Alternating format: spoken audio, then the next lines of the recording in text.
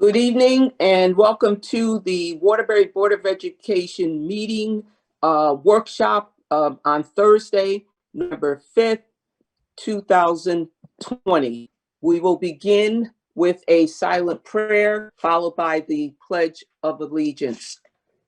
Dr. Ruffin, do you have any memorials you wish to state at this time? Not at this time, Commissioner. Thank you. We will have silent prayer.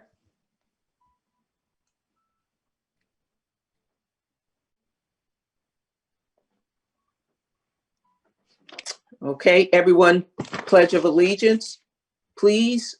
I pledge allegiance to the flag of the United States of America and to the republic for which it stands, one nation, nation, under under God, God, indivisible, with liberty and justice for all. Thank you.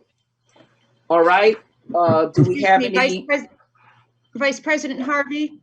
Yes. Commissioner Sweeney needs to make a motion to add an item to the agenda. Okay, go ahead. Okay, motion to add discussion of the Board of Education's 2021 meeting schedule as item 12A under Committee of the Whole. All right, second, please. Second. Discussion? No discussion. All those in favor indicate by saying aye. Aye. Aye. Any opposition? All right, that motion passes. Okay, do we have anyone that wishes to address the board?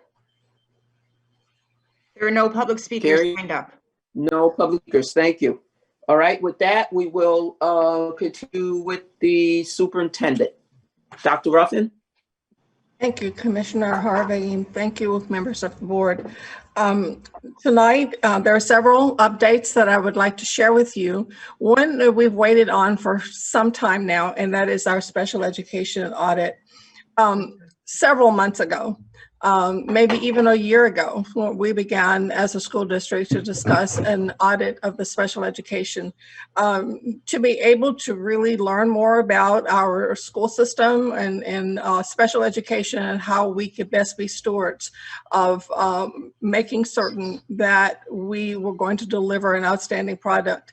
And we needed to know more information, and we solicited Futures as the firm to be able to assist us with this audit. They've been working on this and have been doing so for quite some time. And then COVID hit on March 13th. We no longer operated as usual. And so there were several delays to our being able to meet with the board and to meet with others to begin discussion on the audit. I've had the wonderful opportunity of working with Dr. Nyman and the team from Futures. They've done an outstanding job. And I believe that tonight we will begin to hear the executive summary as well as the presentation of their findings. And Dr. Nyman, at the end, if you would like to also, discuss some of our future work and where we're going from there, please do so. But at this time, I'd like to introduce Dr. Nyman, who will also introduce his team and will be able to take us through the summary and the PowerPoint presentation for the board. Very good. Thank you, Dr. Ruffin. Let me just get this up.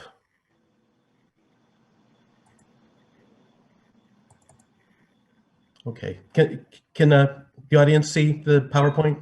Yep. Yes. Very good. So as Dr. Ruffin had mentioned, I'd like to introduce my co-presenters. Mr.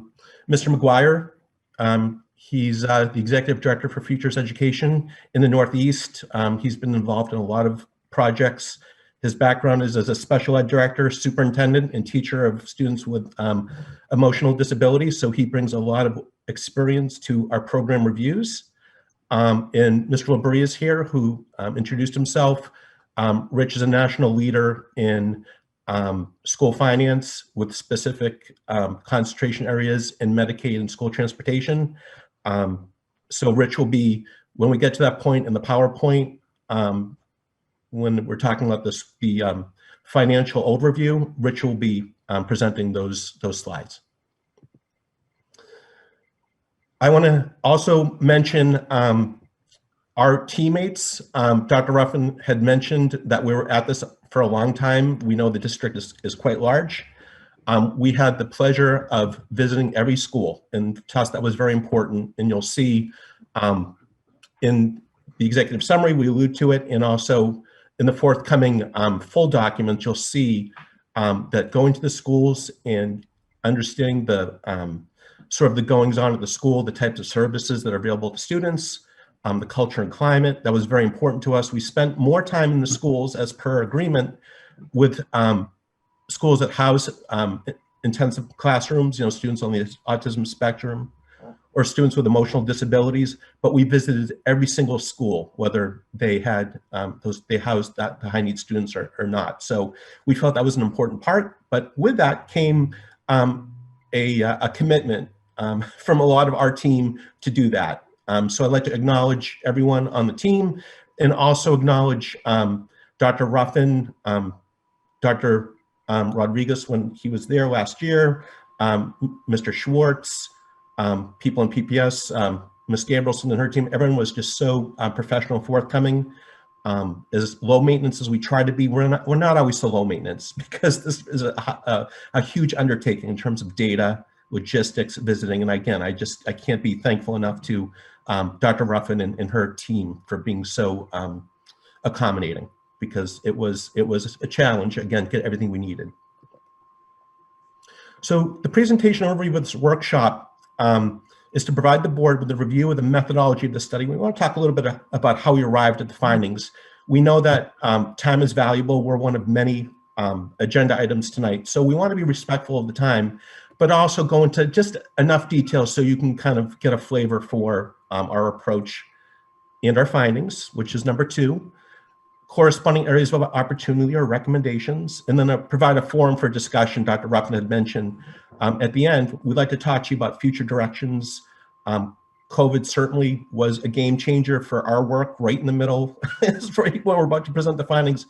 But in our view, it also provides an opportunity to do a bit of a deeper dive into how students with distance learning are being addressed with disabilities, different data points that perhaps we could extract from the other urban school districts in Connecticut. So those are some things we'll be talking about in terms of next steps, but we also want to provide a forum for discussion, both throughout. I can't see everybody right now because of my screen, but Dr. Ruffin, if I could ask you, or perhaps somebody else could alert me to a question, because I won't be able to see everyone's hand that's raised.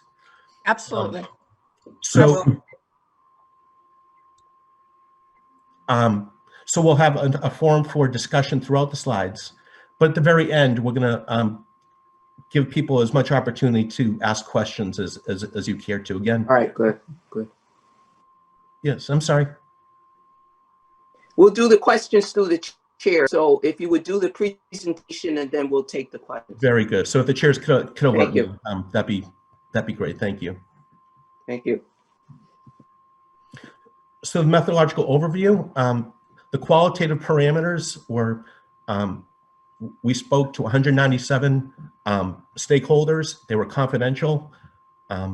They range from questions about culture and climate, professional development, materials, questions about student achievement. It really ran the gamut. So some of you were actually perhaps interviewed last year by some of our team members. There were some intersecting questions, like how are students with disabilities provided with services? That would be sort of universal. But then if we were interviewing a paraprofessional, we would ask him or her questions that we wouldn't ask other people that were discipline specific.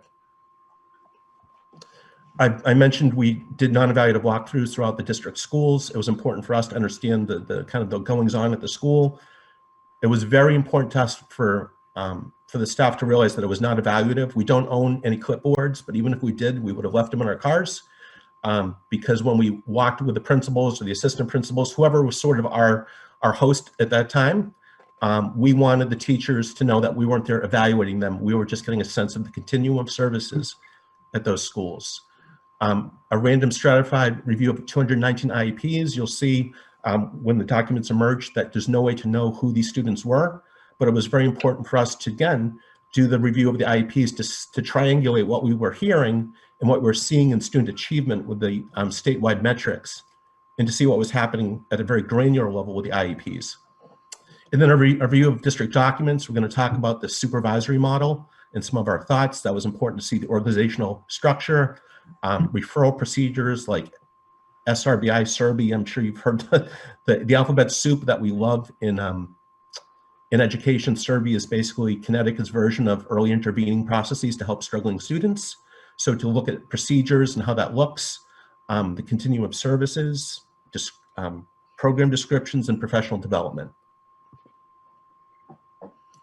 Quantitative parameters. So again, there's the triangulation. So we had qualitative components, and then quantitative components, which was benchmarking with respect to staff expenditures and disabilities, looking at the different parameters within Waterbury's district reference group. Again, for those of you who are familiar with Connecticut Department of Ed, they basically classify districts according to different parameters, essentially socioeconomic status. So Waterbury would fall with Hartford, Bridgeport, New London. It falls within the city DERGs, basically DRGI, and you'll see, you know, when the final product emerges, you're going to see a whole bunch of data.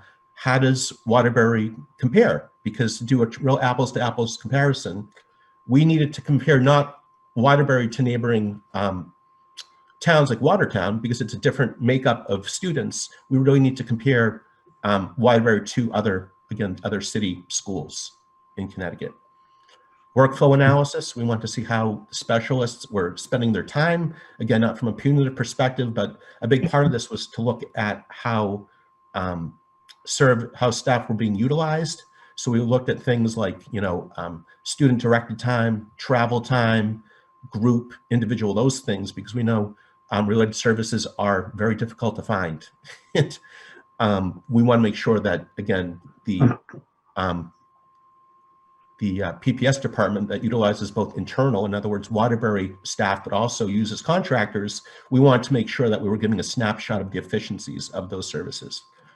Mr. Labrie will be talking quite a bit about Medicaid. Medicaid can be a nice topic because it's one of the few sources of revenue for schools. You know, as board members, that the list of expenditures almost feels perhaps without end some nights. The amount of revenue sources that a district can bring in to help fund the programs are pretty scarce. So Mr. O'Brien is going to talk about the Medicaid data and some potential opportunities in longitudinal data, and the transportation data as well. How our students with disabilities, how does that look for the transportation? Most students with disabilities will be transported with general ed students. So you'll see when Mr. O'Brien talks, yes, there's a component of just students with special needs transportation, but it's also part of a larger conversation that he'll have about the general transportation program at large. So findings in areas of opportunity, Mr. McGuire and I will start with a program review, and then we'll conclude with the financial review by Mr. Labrie. And again, this is really a 35,000-foot view, because again, the depth of the data, the amount of information that will emerge from this, we really want to provide just a general overview, so you get a sense and a framework for when you know, you're provided with the full reports. We're going to start with staff capacity, and one of the things we hear in our work, whether it's from Maine to California, and we've done work from Maine to California and all points in between, because all districts are struggling with special education. It's a challenge. It's difficult. There's never enough resources or staff to meet the needs. At the end of the day, it's an underfunded mandate, and districts are doing their level best to meet the needs of kids. One of the things that we're finding is an expressed desire among certified staff, both special and general education, to meet the needs of students, because not all students with special, in fact, the majority of special education students are being served within the general ed classroom. So it's really important for not just special ed teachers, but for general ed teachers as well, to have the capacity to meet their needs, as well as the paraprofessionals. Things are becoming very specialized, and a real celebration for Waterbury is you do a great job as a district keeping kids with disabilities in the district. Very few students with disabilities are in out-of-district placements in Waterbury compared to other districts in Connecticut, which is a wonderful celebration, but that is also a challenge in the sense because these high-need students, we need to make sure that the adults that are supporting them have the capacity to meet their needs. So there was an expressed desire from the people we spoke to have professional development that, again, meet their needs and continues to meet their needs, because special ed might be very different 3 years from now than it is today. Special education teachers, I think it's important to talk about workload rather than just caseload. Let's say the average caseload in special education in Connecticut is about 11 students. So a teacher might have 11 students on his or her caseload, but that doesn't tell the whole story. There's a workload component. There's scheduling IEPs. There's calling parents. There's all these other things that go into educating students that some districts have more or less support depending on how they're structured. And again, what we gathered from our interviews is that special education teachers are working hard, and there's a lot of clerical tasks like calling parents, scheduling IEPs, that in some districts they have the luxury of having some more administrative support to do that. Not the case in Waterbury. Compared to other districts within Waterbury's district reference group, the staffing is considered to be on the lean side, and you're going to see that in sharp detail when you see the report. We actually ran a report of how the district was doing with its ratios. So basically we took the number of staff and we used that as the denominator and the numerator with the number of special ed students. And we just simply calculated what's the ratio of special ed teachers, speech language pathologists, occupational therapists, psychologists, paraprofessionals, all those areas. And we were able to compare those to the other city schools because that's public, that data is public domain. We're going to talk a little bit about what some of those, the information we don't have from Connecticut Department of Ed in a second, because it's sort of more at the macro level, but at least we were able to do those comparisons. I'd like to talk a little bit about central office and resource considerations. I talked about ratios, the ratio of the 11 administrators within PPS. So it's the one director and the supervisors. When we look at that constellation and we use, again, that ratio, it's a lean staffing model. So the ratio of administrators to students is lean. And when we get to the expenditures, it's all going to kind of come together in that, because when your staffing is low and your administration is low, that's about 80% of school budgets is staffing. So it kind of makes sense that special ed expenditures are on the low side compared to the state, because the staffing is on the lean side. Getting back to the PPS central office structure, aside from being on the lighter side quantitatively, one of the things that we found interesting is that there was a way to kind of make it a more efficient model. So ways to structure how supervisors were covering schools, which in our view will be a better model for students, and we're going to get to that. I mentioned the district expenditures are low, and you're going to see that graphically when the full reports are delivered. The percentage of the operating budget devoted to special ed is low. And I think this is referenced as well in your executive summary. Expenditures per students with disabilities is quite low.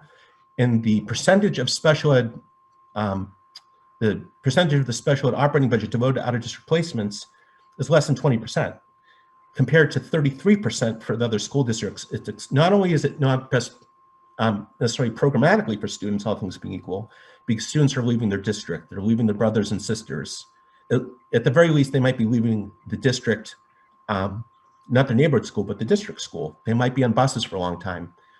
All things being equal, again, it's not the least restrictive. Besides that, out-of-district placements are a huge financial investment for districts. So it's a huge celebration for the district that they're keeping students in. The secondary effect of that is that it's reflected in the budget.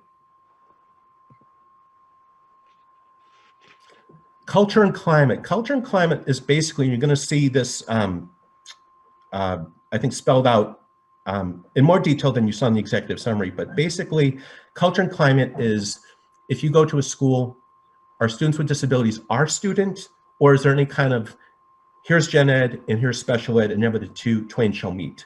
So what we hope in our work to see is that it doesn't matter if students have disabilities or do not have disabilities, they're all our kids, that everyone at the school, from the principal to the gen teachers to the special ed teachers, the culture of the school is that these are all our students, and there's no distinction between special ed and gen ed. These are just our kids.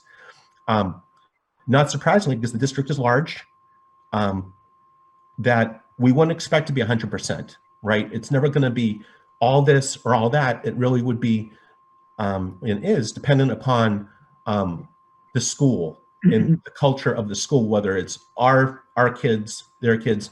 You'll see in the report, we're not mentioning schools by name, and we do that by design because this is a system review. We're not singling out schools that might be, excelling in some ways, or schools that might be struggling in some ways. But it's very clear to us that there's recognition among district leadership that this is an area that perhaps there's been growth, but really is an area of future growth. Let's get to programming for a little bit. I mentioned SRBI, scientifically research-based interventions. It's basically ways to help students that are struggling before they need to be referred for special education. Just like culture and climate, not a surprise. When Mr. McGuire do our work with larger districts, we see great variability in schools in terms of how they're implementing early intervening processes, in terms of, their data, the fidelity of their data, the people they have on their teams, outcomes. All these things can be school dependent, and that certainly is the case. I would say that if we think about what content areas are under SRBI, there are three primary ones. It's more than just these, but this is really the heart of the matter. Are literacy, right, reading, writing, numeracy, so arithmetic and behavior. That if we think about SRBI supporting students in those three domains, what we heard across the board is that literacy appears to be in a better domain, or in a better place, I should say, because the district has invested a lot of resources and interventionists and coaches in that particular area. There are some in numeracy, which is great, but literacy, and it makes sense because literacy is such a foundational skill for student success. The district has really spent a lot of time in thought about how to support literacy. So that's what we, that was a very revealing finding for us. In corroboration, the SRBI and EIP, early intervening processes, it's basically, if you think about EIP as basically a strand of SRBI, it's a more focused way to provide early intervening services on that pyramid. It's more of like a tier 3 pyramid. We do talk a little bit about that in the report about it. It can be very fuzzy, right? Where SRBI begins and EIP begins, or ends and the other begins. It is a work in progress. And you'll see some interesting data when we look at the constellation of disabilities. So in special education, we have students with different disability types. So there might be students with autism, or students with intellectual disabilities, students with multiple disabilities, students, that might not be on grade level. Those students, it's pretty clear they need IEPs, right? And they'll likely have IEPs till they turn 22 and graduate. Then we've got a different cluster of students that have learning disabilities or other health impairment, which is many times attention deficit challenges. Students with speech language impairment. We call those high frequency, low needs students because they're essentially on grade level, they just need extra support. When we see students with those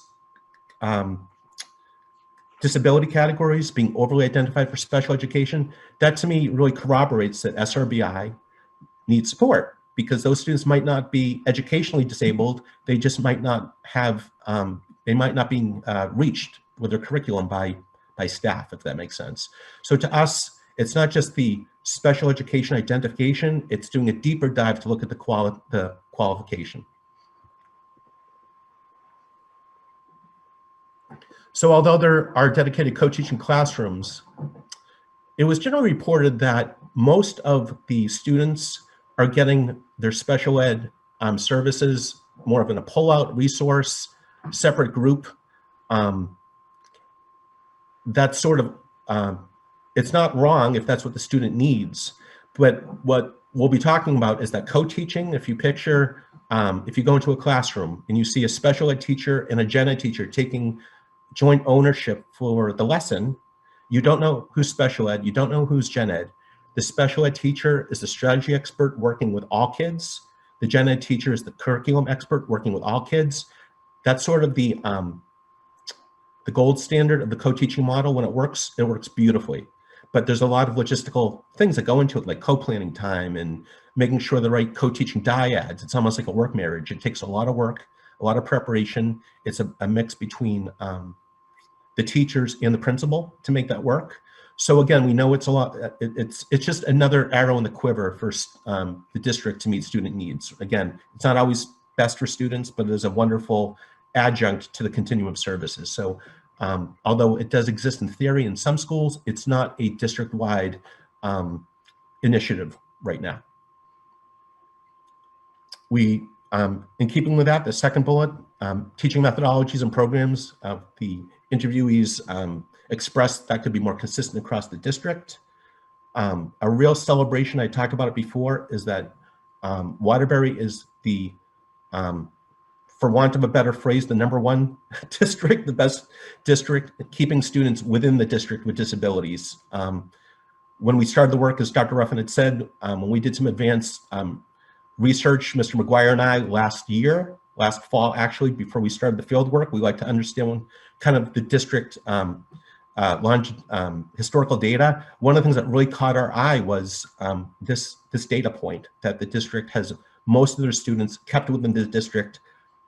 Again, it's a wonderful thing the district is doing. People felt a great sense of, I'm not sure if pride's the right word, but really express that was something that they felt very good about, and they should. So again, that's a wonderful thing, but it also comes with the challenge of making sure that the staff have the tools in the toolbox to meet these students with more complex needs. And again, with that, that last bullet, to make sure that the students with disabilities were having the best possible experience. We're going to talk about graduation rates, peer mentoring, where students without disabilities can kind of be more involved in their lives with the reverse mainstreaming, vertical articulation, where students have a program that meets their needs as they go from school to school and grade to grade. All these things will enhance the wonderful things that are happening right now for students that are being kept in the district. So the bottom line is, people would say, it's great the kids are in the district. We feel great about that. We want to make sure that their experiences could even be better, which was admirable.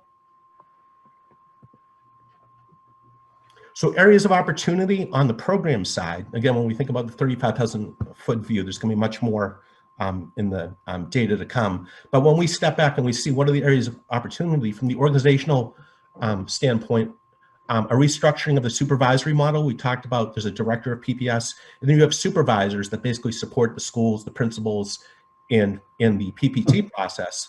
I think there's a real opportunity to kind of rethink that in terms of their assignments, so they follow students for a longer period of time.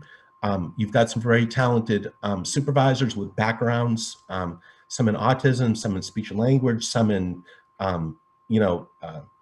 different types of teaching, to kind of keep them aligned with staff so they can support them. So again, there's a real opportunity from a quantitative standpoint. This makes a lot of sense, the model, from a qualitative perspective, to rethink how they're supporting staff and principals, so decisions can be kind of more efficient, is a real exciting opportunity for the district.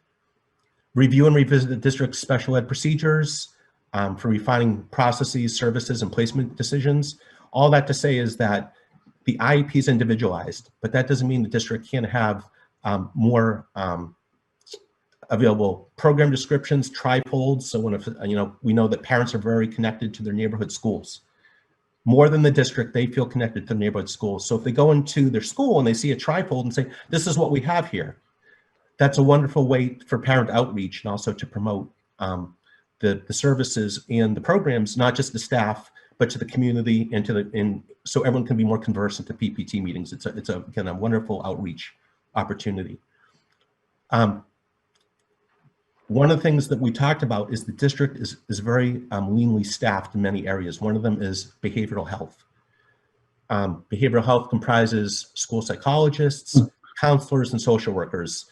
And we're going to talk about at the end about one of our next steps, trying to get more data about where they are. But we know as a whole, the district does not have a lot of behavioral health support, and that can be a challenge to school-based staff. They might have a student who's they're trying to address their behavioral needs, and then there's a whole bunch of other students that they can't meet their needs because they're spending their time trying to work with this one student. One of the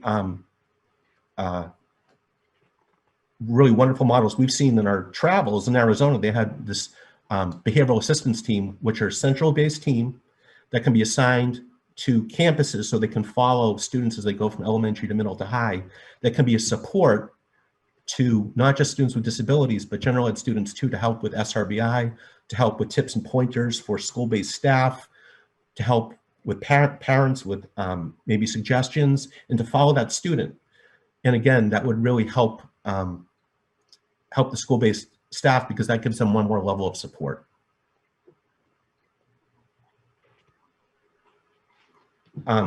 BCBAs, by the way, are typically board-certified behavioral analysts. So I'm sorry, you're going to see a wonderful long glossary in the full report. It spells out all our alphabet soup. But all that to say, these would be people that work essentially with students on the autism spectrum that might need discrete trials that have very data-intensive needs.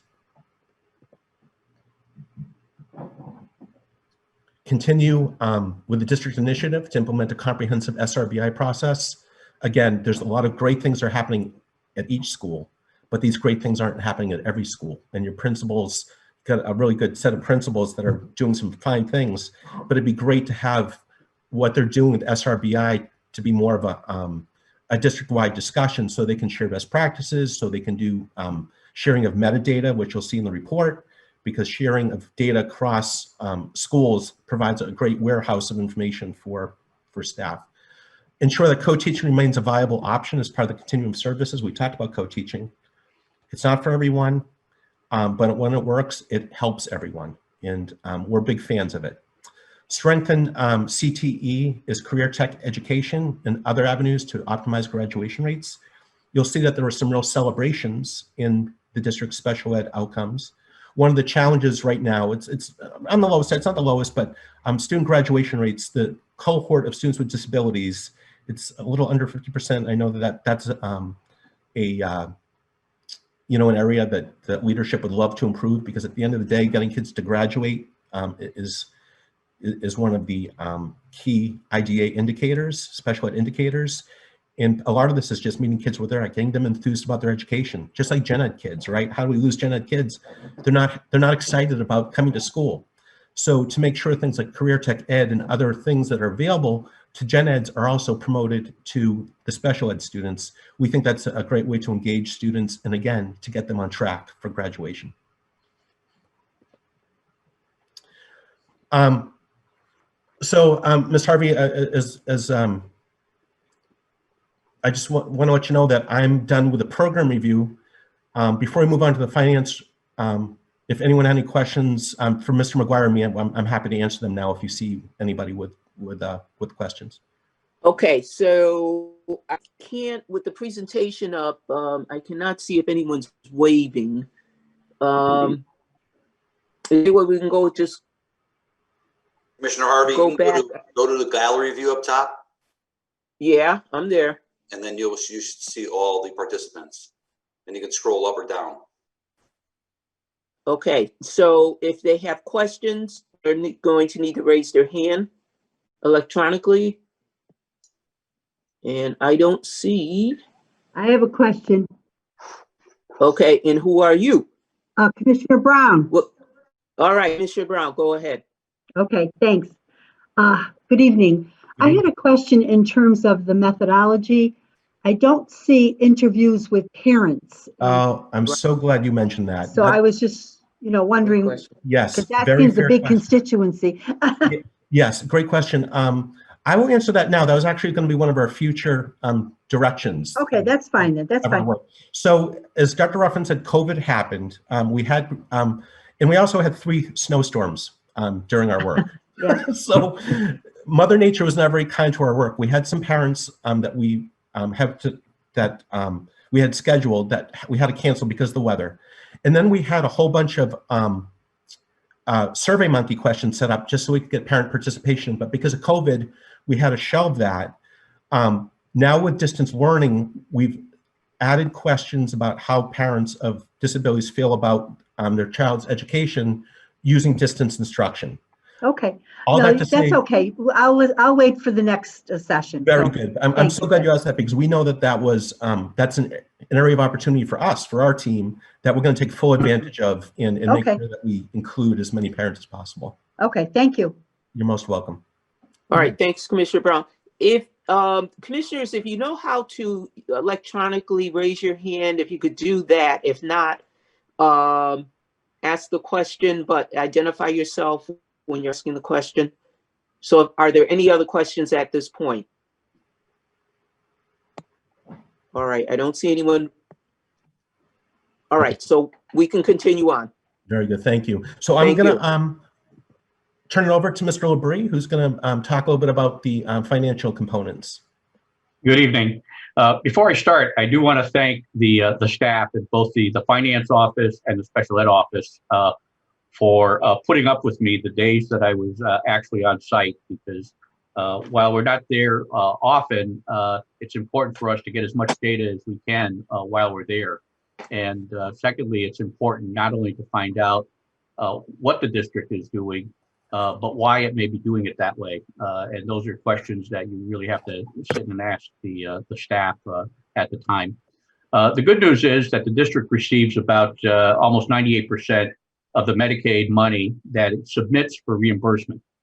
The district has an outstanding software program that pulls Medicaid eligible data directly from your special ed pupil personnel management system. However, the district does not submit for all Medicaid eligible services, nor does it submit for all Medicaid eligible students.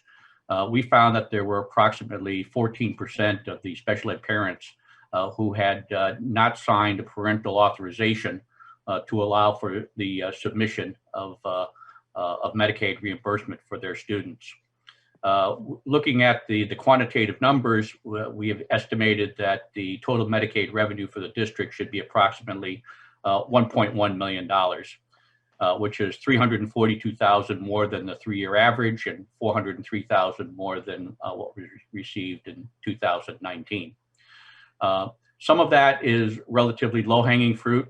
Some of it, like special ed transportation, and which we'll get into a little bit later, may not be worth the amount of work necessary to go after what would appear to be somewhere between $20,000 and $25,000. The amount of work to make them those students eligible may not be worth the effort. Due to COVID impact on the delivery of educational services, the revenue for fiscal year 20 was approximately $322,000 less than the previous years. And furthermore, given the ongoing COVID and changes in the delivery of educational services, we expect that revenue shortfall to continue through this year.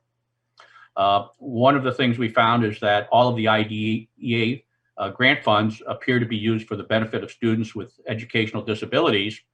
However, about almost $4 million of it is being used for services that would otherwise be Medicaid eligible and for Medicaid eligible students. As you know, you cannot double dip. You cannot receive Medicaid reimbursement for services that are being supported with other federal funds. Next slide, Michael. For transportation, we looked at the relative cost of your operating budget to transportation, and we find that you're relatively cost effective, as the industry standard and the state DS standard is less than 10%, and you're approximately 9.62%. We looked at your average ridership, and for specialized transportation, your special ed transportation, your out-of-district special ed transportation in particular, industry average is about 14.7 students. You're at 16.6%. We conclude that your special ed transportation operation is relatively efficient, as well as being cost effective. And looking at the routing and scheduling data that we were provided, and again, this is pre-COVID data, it appears that both the morning and the afternoon routes operate well within the transportation tier time available. Tier time, by the way, is the amount of time that you have to transport students between the bell schedules of the start of one school and the start of the next schools in the next tier. Again, we looked at the data available for bus capacity, and you're at about 70% of your bus capacity, again, pre-COVID. And with an average of 2.97 routes per bus, you're using 99% of the available tier time with the buses as you're running a 3-tier system. What that means is that any appreciable increase in student loading would come at a cost of longer routes, fewer bus stops, longer walking distances to bus stops, and things of that nature. Next slide. One of our suggestions is that because part of the Medicaid reimbursement is being done by the finance office, part of it is being done by a part-time person in the special ed office, that Medicaid billing services should be centralized in one department, and we suggest the special ed department, as they better understand special education and what constitutes Medicaid eligible related services and Medicaid eligibility for students. As I said earlier, Medicaid reimbursement is now being handled by a part-time person, or a full-time person who does Medicaid part-time. And quite frankly, she doesn't have the time nor the resources at this point, or at the point where we were in earlier this year, to do a lot of follow-up and also to try to obtain more of the parental authorizations, which in itself can be very time-consuming. So we're recommending that it be housed with a full-time person and a trained full-time person. We found in looking at IEPs, especially for specialized transportation, that the IEPs need to be more specific with regard to the medical need for special ed transportation. In addition, a ridership attendance monitoring system should be implemented for special ed transportation to actually track the days that the special ed students actually ride the buses. That is a fundamental requirement for Medicaid reimbursement. Again, IDEA grant funds should be, to the extent possible, utilized for non-Medicaid eligible services and for non-Medicaid eligible service providers. And there are other costs being supported by IDEA. They should be transferred to the general fund in order to make those areas, again, reimbursable under Medicaid.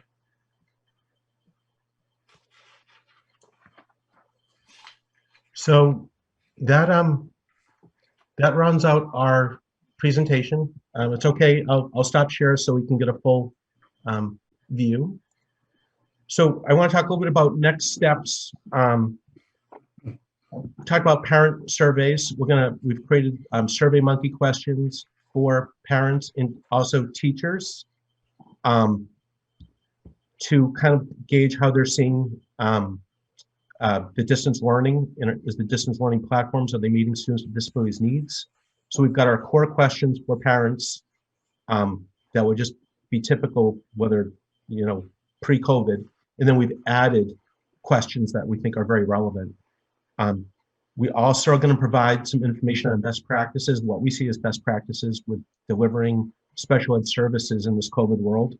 I myself have been involved in some national conferences on how to do distance testing for speech language pathology, how to get valid testing, how to provide good services and related services that engage students, in terms of outcomes. So we're going to provide that level of detail in the report. We think that's really important for special ed because, again, the world has changed since we started our partnership with the district, and we need to, I think, for informational purposes, provide that level of detail. And then lastly, where are some of these specialists configured? So we talked about, we've got nice data that we can say, aha, compared to Bridgeport, the district compares this way with social workers, guidance counselors, and psychologists.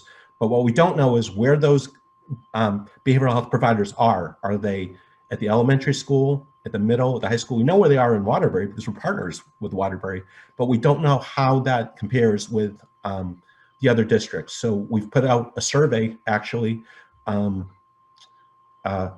think 2 of 6 have responded as of 2 weeks ago. We know sometimes responding isn't always everyone's favorite cup of tea, but we'd like to provide that level of detail for the district because we know that behavioral health is so critical, especially even more so perhaps now because of distance learning and all the socio-emotional challenges that can incur. So that's the other level of detail that we are in the middle of compiling and will end up in the final reports. So we have homework to do. So I think I covered our next steps. Again, Ms. Harvey will Okay. The panel and I are happy to answer any and all questions of the audience. All right, great. Commissioners, if you could just wave or indicate that you have a question, and I will try to scan. All right. Questions, commissioners? Okay, I think we are. All right, identify yourself, please. Commissioner Brown. Thank you. Mr. Brown, go ahead. Yeah, I was wondering, I know that 85% of the Medicaid dollars that do come into the district go back to the general fund and the municipal side, and we keep 15. Do we have a sense of how our 15% is used? Or is it just part of the special ed budget? My understanding is that it is used to provide resources for Medicaid eligible providers and other special ed staff, supplies, materials that are outside of the normal special ed budget.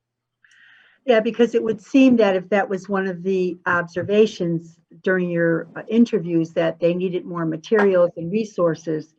I just was wondering how, if that was that 15% reimbursement, how that was being used to address some of these deficits. So it would be interesting to find out exactly, how they're using the money and if it's systematized. Because as you said, there's some schools probably have more resources than other schools. So I think I think this is great that we're trying to look at the equity issues across the district. So, okay, thank you. I could just add one thing, because the city receives 85% of the Medicaid revenue, one of our recommendations is that since they have a vested interest in maximizing the Medicaid revenue, you may want to negotiate with the city finance department for the added funds to increase the resources for Medicaid reimbursement. The city should put in some of that money since they're getting 85 cents out of every additional dollar that becomes generated. So they have a vested interest in partnering with you on helping to maximize it. It shouldn't be just a special ed burden to do that. Okay, thank you. Any questions, Chris? Okay, anyone waving? Okay, I think we're all set. Dr. Ruffin, thank you very much. Thank you, Commissioner. And thank you to Futures, the entire staff, Dr. Diamond, for being here this evening and for this presentation. Commissioners, our next steps will be that we're going to, certainly we're going to wait for additional information that will also enhance the summary of this report. But we're not going to wait until that happens to be able to start moving forward with some of the changes and some of the opportunities that we see that we need to move forward. And what our next steps are going to be, and if you see that many of the special education department is viewing the board meeting tonight, and I will be meeting with them and our senior cabinet and others to be able to discuss the findings of the audit. So it will be a collective effort. I think people just need to know where we are at this point, and then we're going to also apply some action steps that we need to do in priority order and in alignment with our strategic plan for the entire district. I think you should expect to see some next steps of what we're going to be doing, and maybe even the beginning of some timelines established to do that. Likewise, we've already started working with a team that's really looking at the social and emotional, which includes part of what was discussed in the discussion with Dr. Nyman when he talked about, you know, the how do you address those interventions and the various components of providing for all of our students, all meaning all. And when he mentioned, and I briefly said that to the board, but I'll say it briefly again tonight, but know that there's some work that we are currently doing that I will be ready to discuss with all of you as we really make certain that the staffing, especially the counselors at elementary level, which we have none, to make certain that we address that in a long-term proposal for how we're going to be staffing for the purpose of meeting the needs of all children. And so you should expect that as a follow-up as well. And then we're going to use this document and the future documents to really help us to make strategic moves toward improving for all of our students in the district. As we move forward, we are considering what those committees might look like to engage also our families to participate with us, and certainly principals and teachers as well as we move forward. And also to know that as we move forward, this document, in addition to the special education and my senior cabinet, we are also going to make certain this is well articulated with the schools and with their staffs as well. Okay. Just to continue the flow, if you don't mind, commissioners, I would like to also share the item B on the agenda. And this came in only a few days ago, and this is the special education accountability. The State Department releases that. And of course, this year being, a very different year, the State Department also shared with us in our annual performance report that of the 16 indicators by which we are accountable, 4B and 9 through 13, as well as general supervision and timely and accurate reporting, formed to create this report that I shared with you in your packets tonight, which really places Waterbury Public Schools in good standings in all of these areas. So you will see that in the areas we are at 100%, meaning that transition and IEPs by ages 3. We have done exceptionally well in that area, developing transition goals and services, general supervision and noncompliance corrected within 1 year, and timely and accurate reporting, as well as eliminating significant discrepancies in 10+ days of out-of-school suspension rates, and eliminating disproportionate representation as a result of inappropriate identification, and eliminating disproportionate representation by disability as a result of inappropriate identification. You will see that Waterbury has done very well. We have for the last 3 years. What that means for us is that we need to continue to do well and even do better as we examine all of the structures that were presented in the audit today, And as we await some further information on how we are doing with distance learning, and certainly with engaging the parents and the families and the teachers and staff, as we continue to gain information that will help us to become better. Just wanted to give you an overview of that. Okay. The next on the agenda, I'd like to discuss very briefly the COVID-19 and where we are. And actually, I'm going to take that and the superintendent's forum summary. I had a superintendent forum on Monday and had an opportunity to be able to share with staff and to respond to many of their questions. And their questions, their questions were brutal. And the questions were very specific to how they're feeling today in a COVID environment. And I'm glad that we had an opportunity through thought exchange to gather some of their thoughts prior to actually having the forum. I responded to many of them. I responded to every single one of the top rating ones, and was able to describe and explain that we are very fortunate in Waterbury Public Schools that we have a city that's also a part of the tracing and the contact tracing for the district. I'm very fortunate as a superintendent to have an amazing team that works collectively with the principals and with the health department, as well as with the city of Waterbury and the emergency management system, and also the emergency operations center. And that the emergency operations center in Waterbury operates seven days a week, 24 hours a day. And our health department, with the contact tracing, they operate 7 days a week. I have a human capital department that operates 7 days a week in responding to emails that employees have regarding COVID-related or employment-related questions that are associated with COVID. And I shared with everyone that while this is a very challenging time, that Waterbury is fortunate to have such an operation. Many cities in Connecticut do not have that. Many districts are left alone to make decisions based on information that may be reported by someone in a school. And many districts in Connecticut also do not have 32 schools like Waterbury does. So we're very fortunate in Waterbury that we have this collective team that will work so hard to make certain that we're getting the most accurate information every single time that we get notified that someone has tested COVID positive.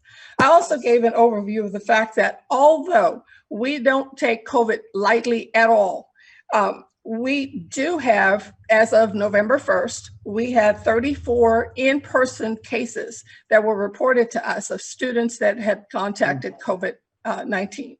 And we had 34 virtual students that contracted COVID-19. Positive COVID-19. And we had 33 staff as of November 1st that had contracted COVID-19 and were positive. I want to put that in context. When you look at 34 in-person students, you're looking at a student enrollment in Waterbury of over 18,000 students. We have over 18,000 students attending school in Waterbury Public Schools, and 34 of them that are attending in person contracted COVID, and 34 virtual students contacted COVID. And we have a staff of over 1,700 people, employees that we value in that work for us. And out of 1,700 or so employees, 33 have tested positive for COVID as of November 1st. And while we don't take any of this lightly, and we wish everyone continued health and good health for everyone, we do recognize that that is a very small number when you look at the number of employees and the number of students that we are responsible for. And our job is to make certain that we continue. The students and the staff and our employees are going to be healthy, and we're going to make decisions based on good information. But we wanted to put that within context, because while Waterbury is considered red, along with several districts, we attended meetings today and we learned that there are cities in Connecticut that are seeing high increases in COVID-19. And Waterbury, along with several others, are considered to be red. That still doesn't mean that we are in a position to shut everything down. That does mean that we're going to continue to be vigilant. We're going to continue to make certain that we give information out as timely as we receive it and that we verify it. And that we're going to continue to stay the course in that manner to make certain that our students and our families, our children, all of our staff are safe and employed as we move forward. And I just wanted to give you that update because I did discuss this during the superintendent's forum. Answered several questions relative to where do we go and are we ever going to go totally virtual? And of course, at the time that I responded there, I anticipate that as we attend meetings with the governor as well as the commissioner of education on a sometimes weekly basis, as we find more information out, we're going to make decisions that are best for our students and our employees and everyone. And so I advise everyone to please stay connected.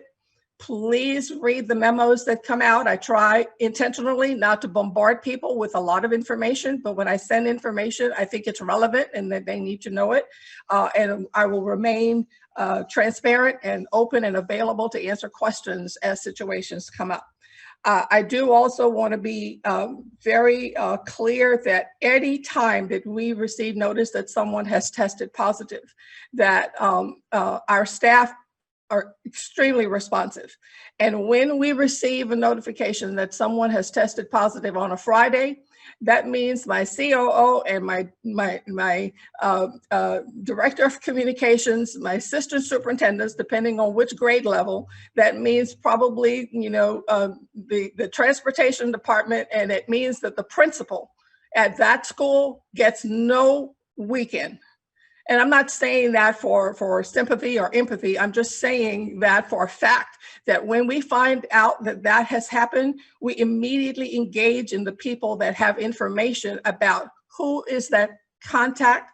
We engage with the contact tracing department, and we are vigilant about making certain that we get the finite details, including calling parents and finding out where students where they went inside the school, as well as what they have done on the weekend.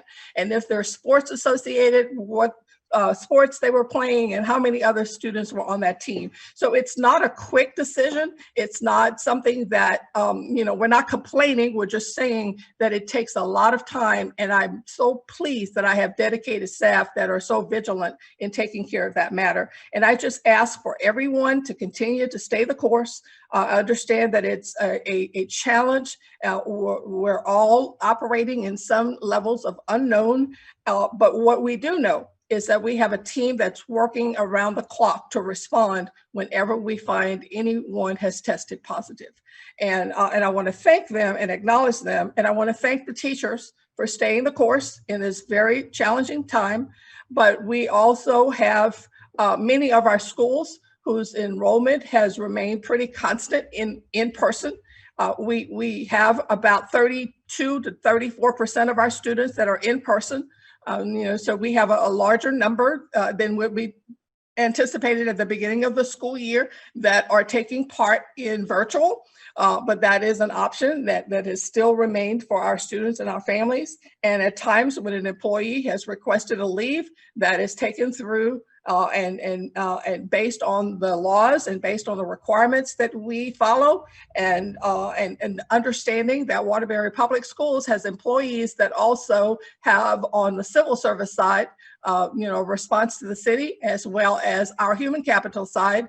And so those two teams have to work collaboratively in order to make the very best decision for our employees across the district. And that's a very, very short rendition of how that whole process works. But at the same time, I think that it was needed at this time, especially as we near the holidays. People are concerned, and we're not taking it lightly, and we're going to continue to address it one day at a time and get out accurate information to everyone so that our community can know what we're doing.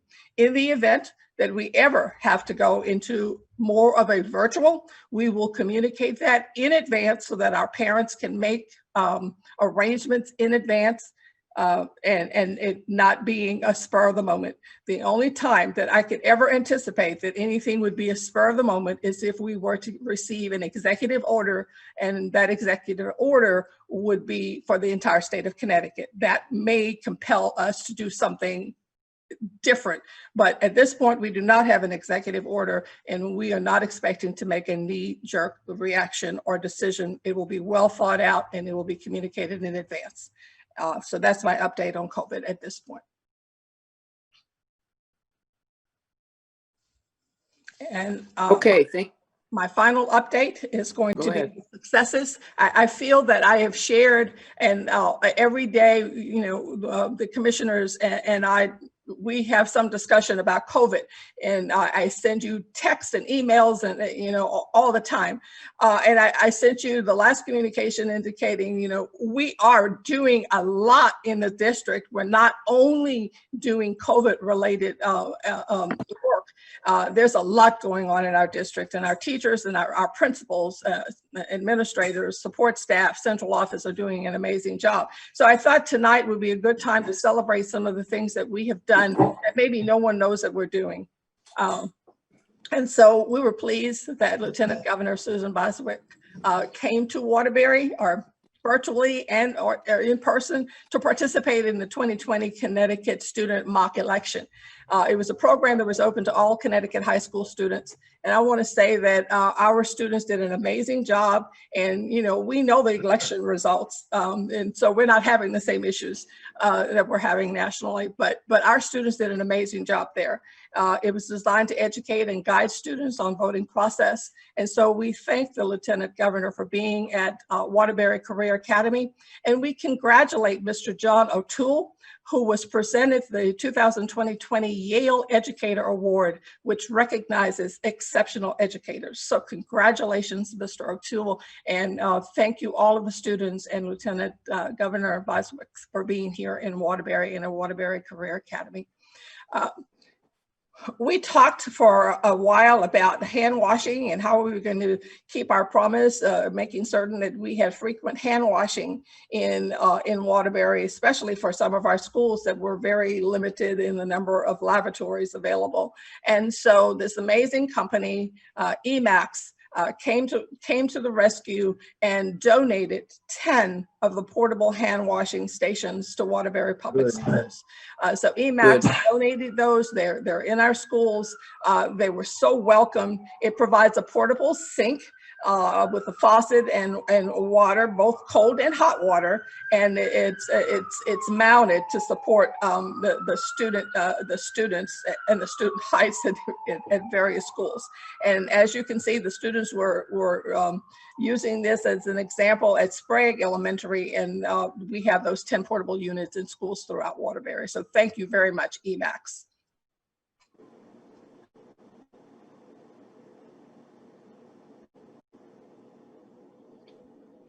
Also, Waterbury has been selected to participate in the Connecticut State Department of Education's Educators Rising Academic Curriculum. And we were so pleased to receive that, with one of 9 school districts in Connecticut chosen to participate.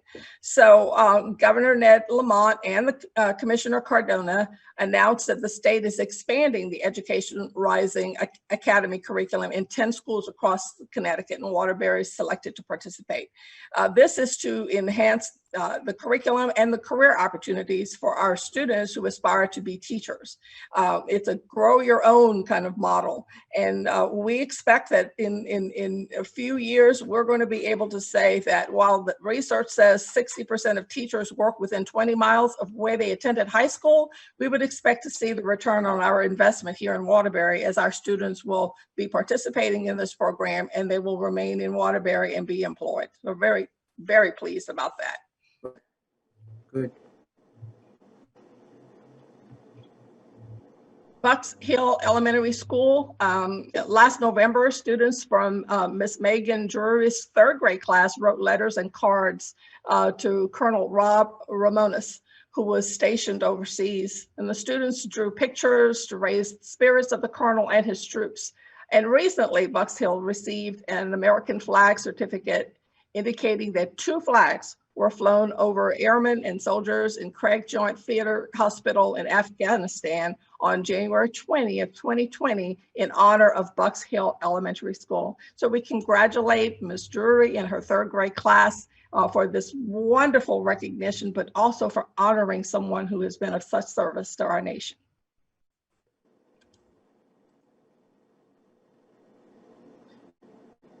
October Art Spectacular. The students from Duggan Elementary in grades K-8 have been working in various ways to continue their involvement in art while improving and maintaining their art skills through traditional art materials or digital art forms. And a few of their pieces are exhibited here. And what you're looking at now is Paisley Sheik, sixth grade student, digital drawing in Google Drawings. What an amazing piece.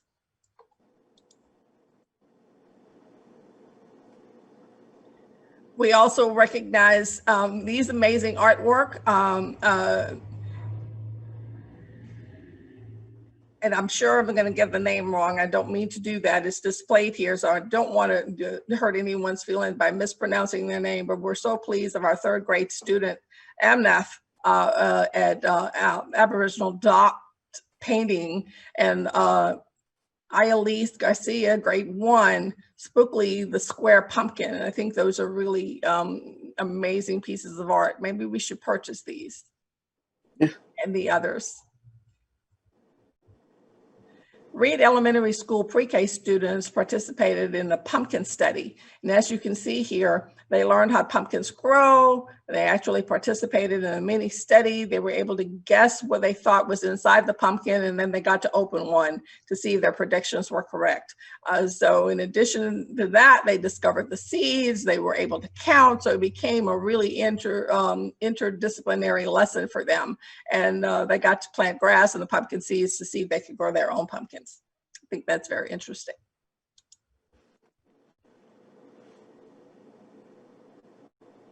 Halloween in Washington, superheroes, students and staff at Washington Elementary enjoyed Halloween both virtually and in person. They're sharing their in the fun that they had by clicking on these superheroes. They're so cute. And then, of course, we've gotten many, many people participating in Parent Square. You're going to see this on your own. We've included that in your packet, commissioners. But we wanted you to see that this is the reach of Parent Square by school. And we're very proud of all of our schools, but extremely celebratory of the ones who've reached 100%, such as Regan and Gilmartin and Carrington and Hopeville and Maloney. We're very, very pleased with those 100%. And I think the next slide has some more of 100% of our schools, Rotella and Sprague and Washington. So go get them, shining stars. And this means that these schools are getting to their parents at that level of communication. And then, of course, we have some compliments that others have paid to Parent Square. A parent from Chase and Rotella writes, "I love Parent Square because we get all your information in one place. So happy, especially during these times. We have a tool like this. Thank you. I can view all the information related to my child's education, and I can stay up to date with the latest information. I especially love communicating with my child's teachers." This is a North End parent. And a WCA parent writes, "It tells me all I need to know from the school. Thank you for all your labor of love to the parents and school children."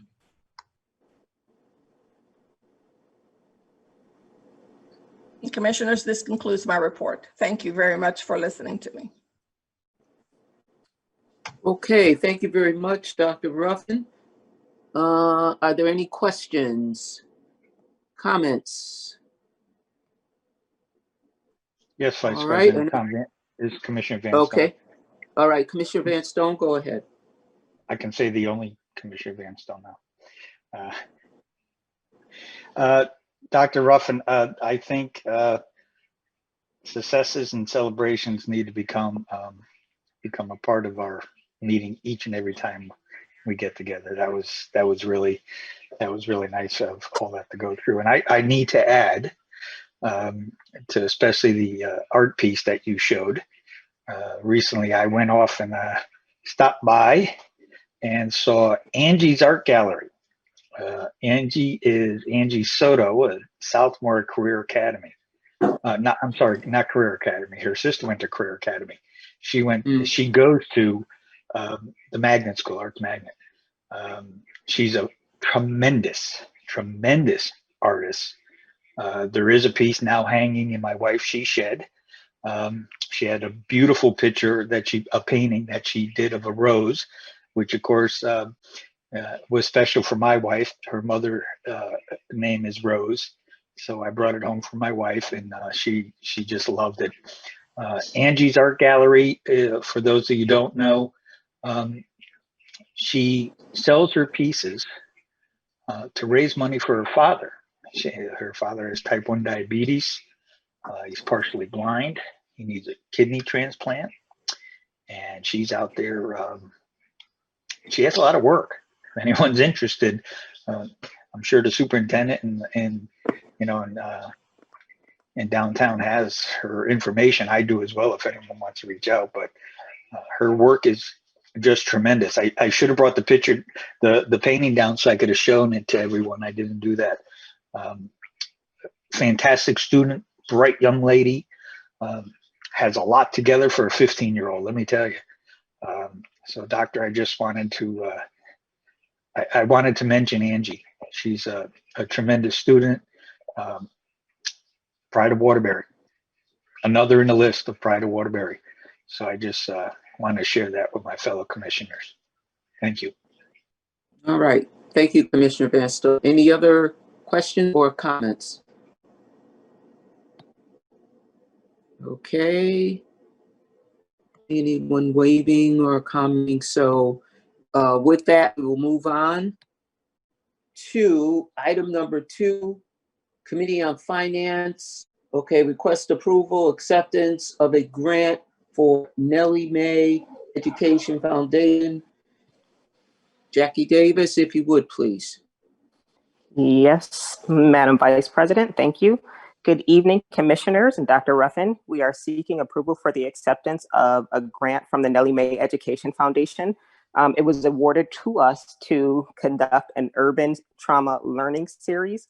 And so with the funds, we would like to purchase the book Urban Trauma for all of our administrators and to engage them in a book study. So it would pay for those sessions as well as 2 focus groups in which we could take the content that is learned and apply it directly to the development of our district mental health framework.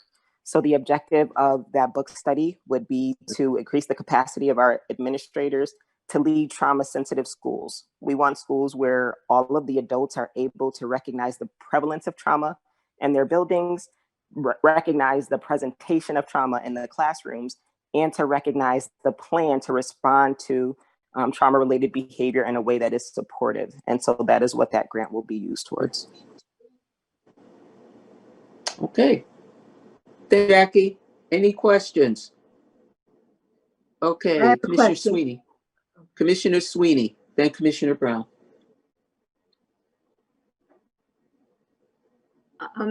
Jackie, this doesn't require a match, correct? It does not. Okay. Several years ago, the board decided that if a grant did not require a match, then it didn't need our approval for you to apply. So I've seen a couple of these recently over the last year or so, but they really don't need to come before us. So I think it's a discussion we need to have with President Pagano when he returns. So go for it. Okay, Commissioner Brown? Yes, Jackie, Go is ahead. this an opportunity to have like a trainer model so that after this, somebody in the district will be trained to continue these discussions, or is it just a 1-year kind of thing? The proposal that we have is a 1-year, has a 1-year duration. However, the person that we are looking to facilitate the conversation has on her own started a train the trainer model. So there is the possibility of that, but that would not be a part of the funding that we would use in this grant. I think it's really worthwhile because sometimes, you know, these things are so important, but then we don't have the capacity to continue them. So I urge us to try to find some money to continue it because this is critical, absolutely critical. So thank you. Absolutely. Okay. Any other questions? All right. Don't see anyone waving their hand. Jackie, thank you very much. Good information there. Thank you. All right. All right. So we will move on to item number 3, Committee on Finance, fiscal year 2020, 2021 quarterly report. Doreen, you Thank you have the so floor. much. Thank you so much, Vice President Harvey. And good evening to all the commissioners, Dr. Ruffin, and everyone on the meeting. This is our first report of the fiscal year for fiscal year 2020, 2021. Normally, I provide monthly reports, but the first 3 months of the fiscal year, we usually do a quarterly. As I said, in July begins our fiscal year. Usually in July and August, we're still closing out the prior fiscal year. And most of our 10-month employees don't usually hit payroll until September. So we usually combine these first 3 months together. So again, I will be coming forward every month. You know, in the month, this quarterly report, I'm basically just showing a lot more of encumbrances, a few expenditures with some of our 12-month employees payroll, a lot of encumbrances due to a lot of orders that go in the beginning of July, or a lot of our contractual obligations, so a lot of our purchase orders that are encumbered. And, you know, obviously we'll be monitoring this budget closely throughout the year. Along with, you know, any effects of the current situation that we are in with COVID, if there will be any additional type of savings going forward in the months, and or any further expenses that we would need to put into this general fund budget. So if anybody has any questions. All right, any questions, commissioners? All right. I don't see anyone waving their hand. Okay, if not, Doreen, thank you very much. Thank you. All right. We will move on to item number 4, Committee on Finance requests approval of contract with SNE Building Systems, Inc. for temperature control and ventilation project upgrade at Carrington Elementary School. Will, if you would, please. Yes, thank you, Vice President Harvey, and good evening, everyone. This is a request for approval of a contract for some work we're going to do that's using and leveraging some of the state money, the COVID Relief Fund money. This money has to be expended, this particular fund has to be expended by the end of the year, by December. This is one of the projects we've identified for some time as wanting to do. It fits within some of the parameters of the grant as it relates to ventilation and allows us to more remotely manage the services and issues at Carrington, in this case in particular. We've had some issues with the service there and maintaining that. This will resolve all those things and have it be a smooth running system, one system of controls that our team can work on remotely. And it can manage all of the systems, and most particularly in light of this grant money, help us by regulating the outside air into the system to ensure the proper ventilation throughout the school, whether it's through the cold months or the summer months, heat or air conditioning. A company we've already worked with, SNE, who manages a number of our control systems across the district, looked at it and was working on this project with us. We need the approval through a contract because we don't have a contract with them.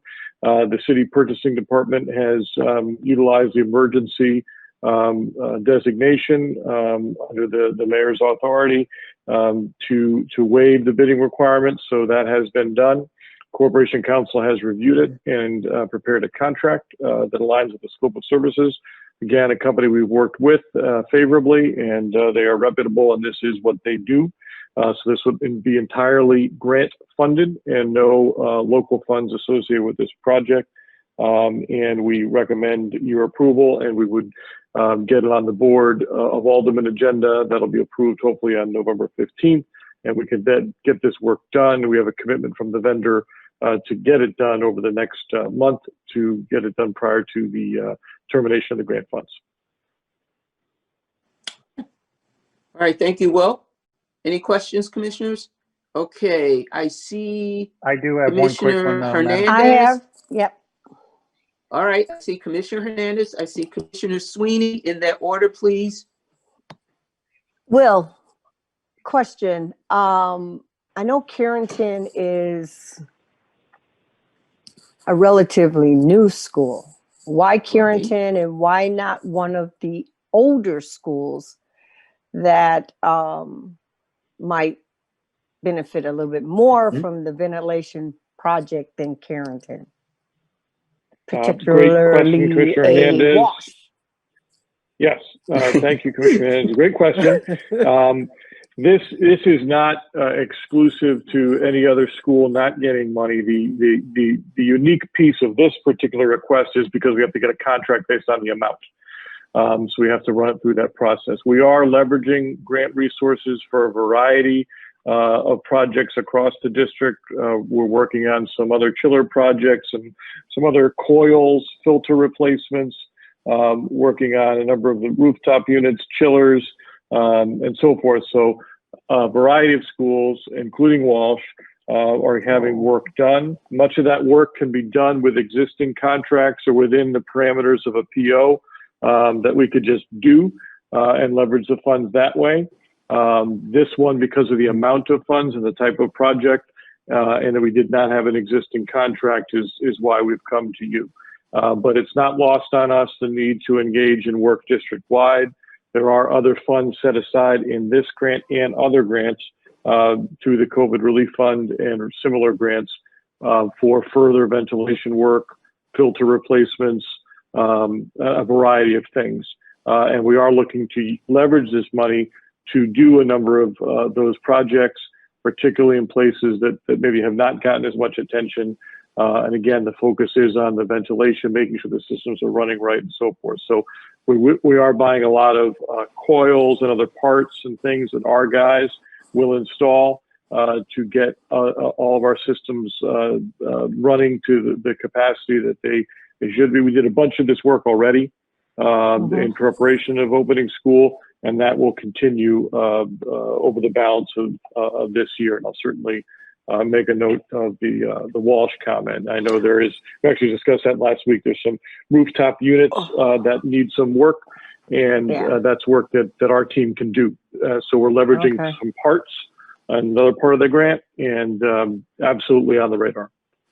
Okay, I'm gonna be keeping an eye out on that one. Yeah, well, we can go up on the roof together. We'll watch them together. Yeah, okay, I'm gonna be watching you, Will. Thank you. All right, Commissioner Hernandez, you're okay? You're all set? Yes, thank you, President Okay, Harvey. Commissioner Vice Sweeney? President Harvey. Yeah, well, Commissioner Sweeney. yeah, my concern is similar to Juanita's, and I appreciate the answer on the rest of the district. But we've had trouble with the heating system at Carrington from day one. So are we fixing stuff that should have been done under a warranty? Because, you know, that makes it even harder to spend money here. And I don't want to deprive the Carrington neighborhood of, you know, something that they need. But, you know, this is not going to play well when you present this to the Board of Aldermen. I can tell you right now that we're spending money on a school that we just built, and we know that we have had problems recently with ventilation and heating and air conditioning there. And shouldn't that be funded by, you know, a warranty at this point? The short answer is no. The warranties have all expired. That's actually, I believe it's 11 years now, believe it or not, for that project. And so Wow. none of that's lost on me, and I appreciate that. But on the other side of that coin, I think your one of your first comments about that hasn't quite worked right is also true. And so we can certainly cry over that spilt milk and figure out who spilt it. But the fact of the matter is it's not working right. And what we're also doing is spending money to keep making it work. So that same money we're spending every year is money pulled out of somewhere else that we can't do some other work. So where we've been looking at this, in one of the things we're using our new work order system for, and our weekly meetings and our capital planning and all the things that we're doing in the facilities department, is to say, what are some of those other pesky problems that keep coming up and drawing our resources, that if we can have a solution when money is available, when we have an opportunity, when we have the time, that can maybe solve and reset the deck, and then that will sort of set that up and forget it for a while, and we could then focus our resources, time, and money on other items. I believe this is at that point, because it is a newer school in certainly the sense of Waterbury, and it should be running right. So what this does, and I can tell you, I've been involved in these type of projects before in other places, where sometimes you get a little bit too technical in construction projects, and it's almost too complex to run. I mean, you want heat or air, right? And it gets too complex. And so if the system's not telling itself what to do, or it gets confused or overridden, it kind of becomes a mess pretty quickly.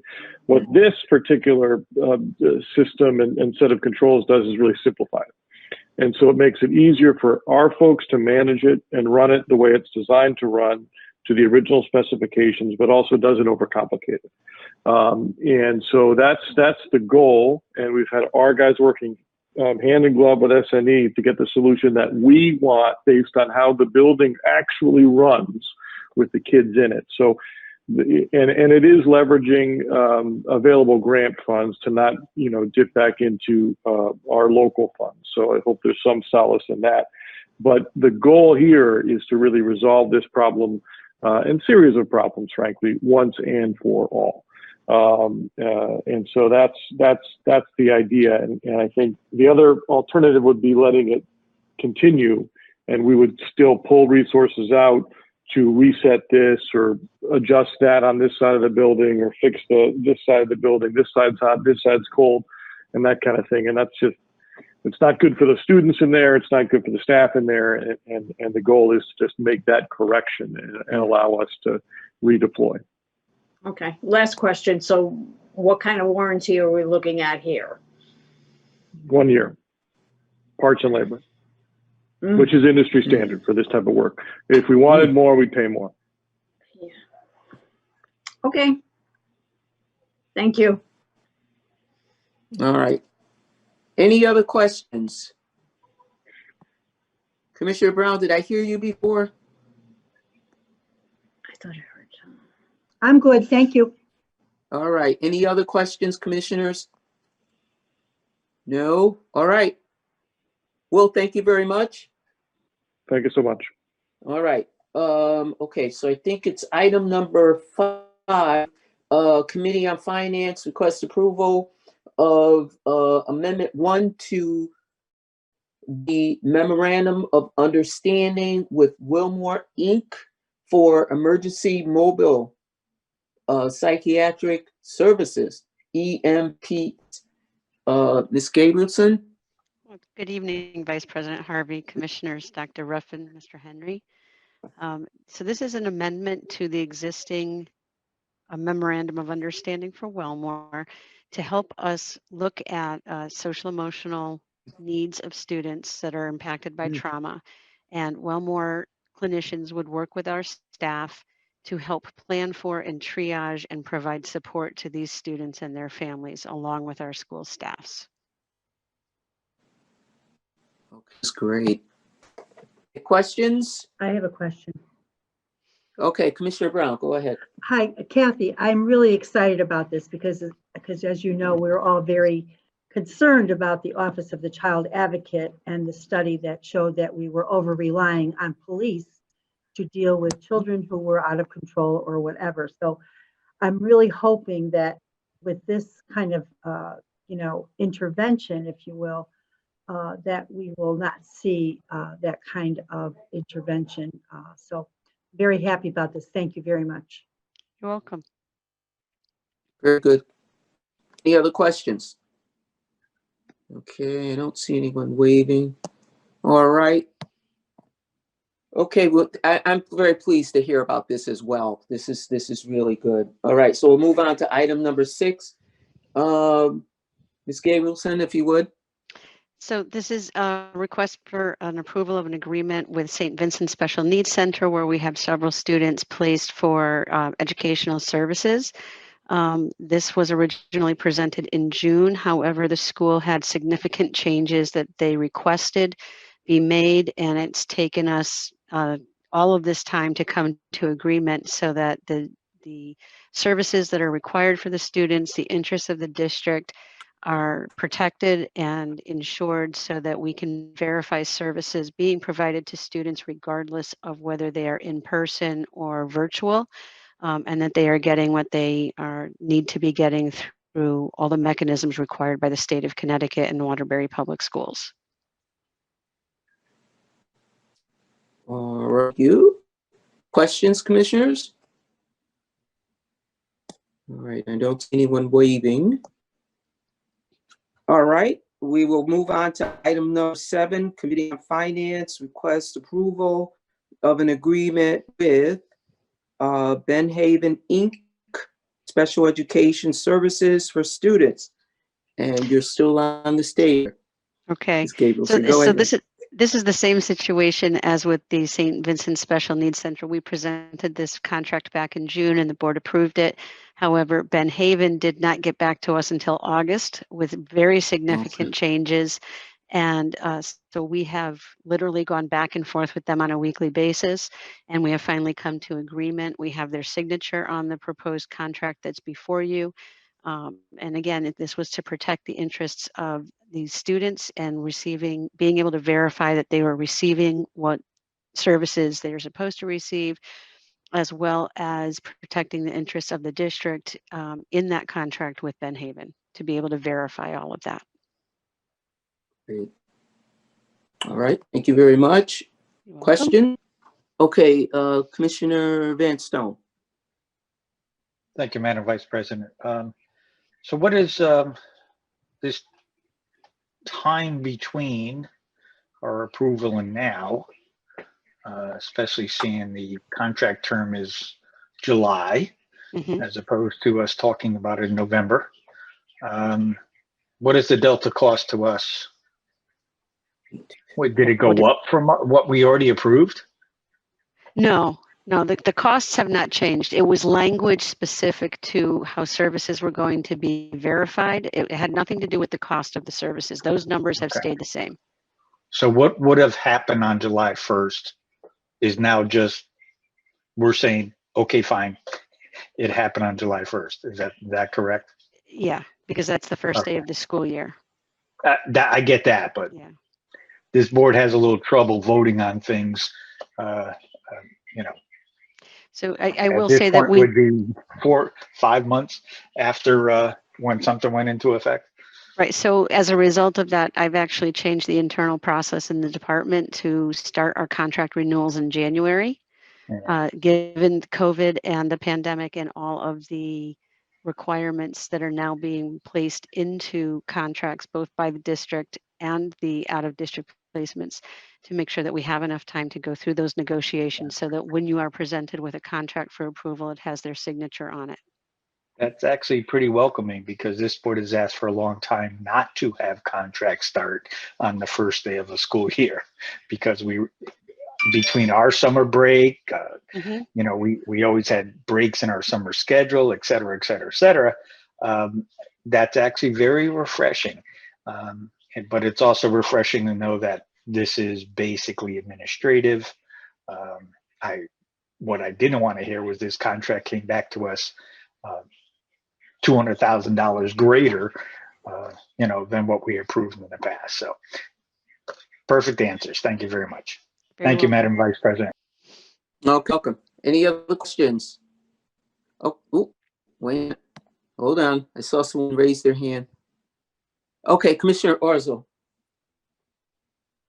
Hi, hi, Kathy. I just Hi, want to Commissioner. comment, like what Tom was saying about, for 20 years, I've been fighting this about getting stuff in when I was in purchasing after the fact. And now being on the board, I don't want to see that again. And hopefully what you say you're going to do, hopefully gets done, because I've been hearing it for the last 22 years that this is what I'm going to do and this is what I'm going to do. So hopefully you will do it. Okay. So what I would say to you is I am now meeting weekly and have been with Mrs. Skoronsky, who heads up the renewals and the contract discussions with Corp Council as well as the schools. We meet weekly and we go over every single contract that's in the queue to be renewed. We go through every contract that is in the process of being renewed or sought, and she updates me on a weekly basis as to where we are exactly in those processes. And it's based on that information that I give her a start date for when I want her to start the negotiation on the renewal of a contract. And so we actually meet every Thursday. We met this morning, and I actually had her move the start date for some of these contracts that are RFPs that are coming due back into December from January or February. Okay, thank you. And again, I'm saying this right now. If I see a contract come up here in November and it started in September, I will vote no, and I would hopefully all the members of this board will vote no. So I'm glad you're doing the weekly meetings. Thank you. You're welcome. All right, thank you, Commissioner Earl. Any other questions? Okay, I don't see anyone waving. All right. Okay, the next item number 8, Committee of the Whole request approval of an agreement with Hispanic Coalition of Greater Waterbury, Inc. for transition services for students with disabilities.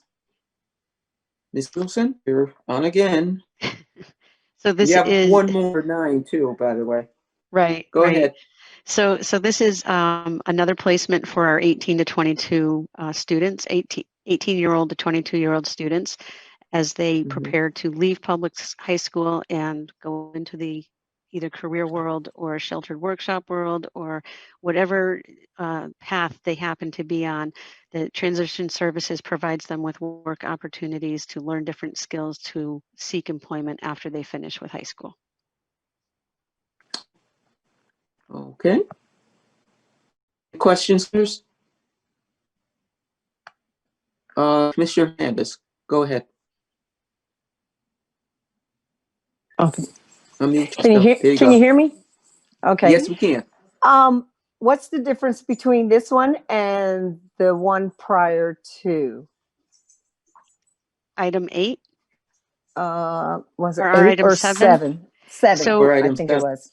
Right. So Ben Haven is a school where children are placed for out-of-district services. The Hispanic Coalition placement is not. We're not paying them necessarily for services like we would be for Ben Haven. We're sending students there for work experience.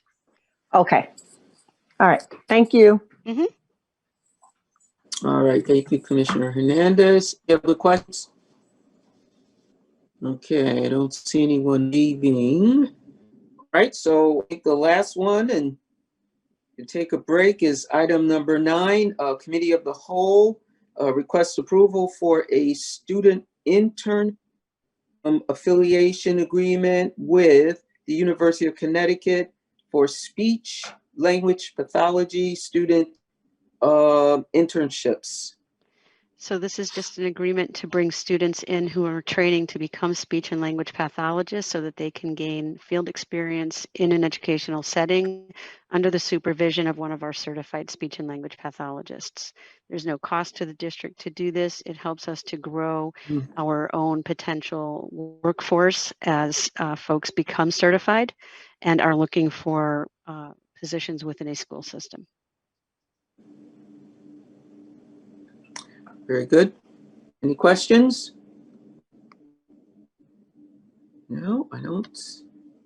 Well, I don't think I'm anyone. Okay, I think we're all set. Thank you very much. You're very welcome.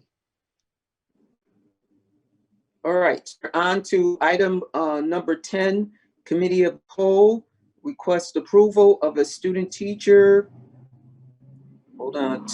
affiliation agreement with University of St. Joseph for student teaching opportunities. Ms. Mendoza.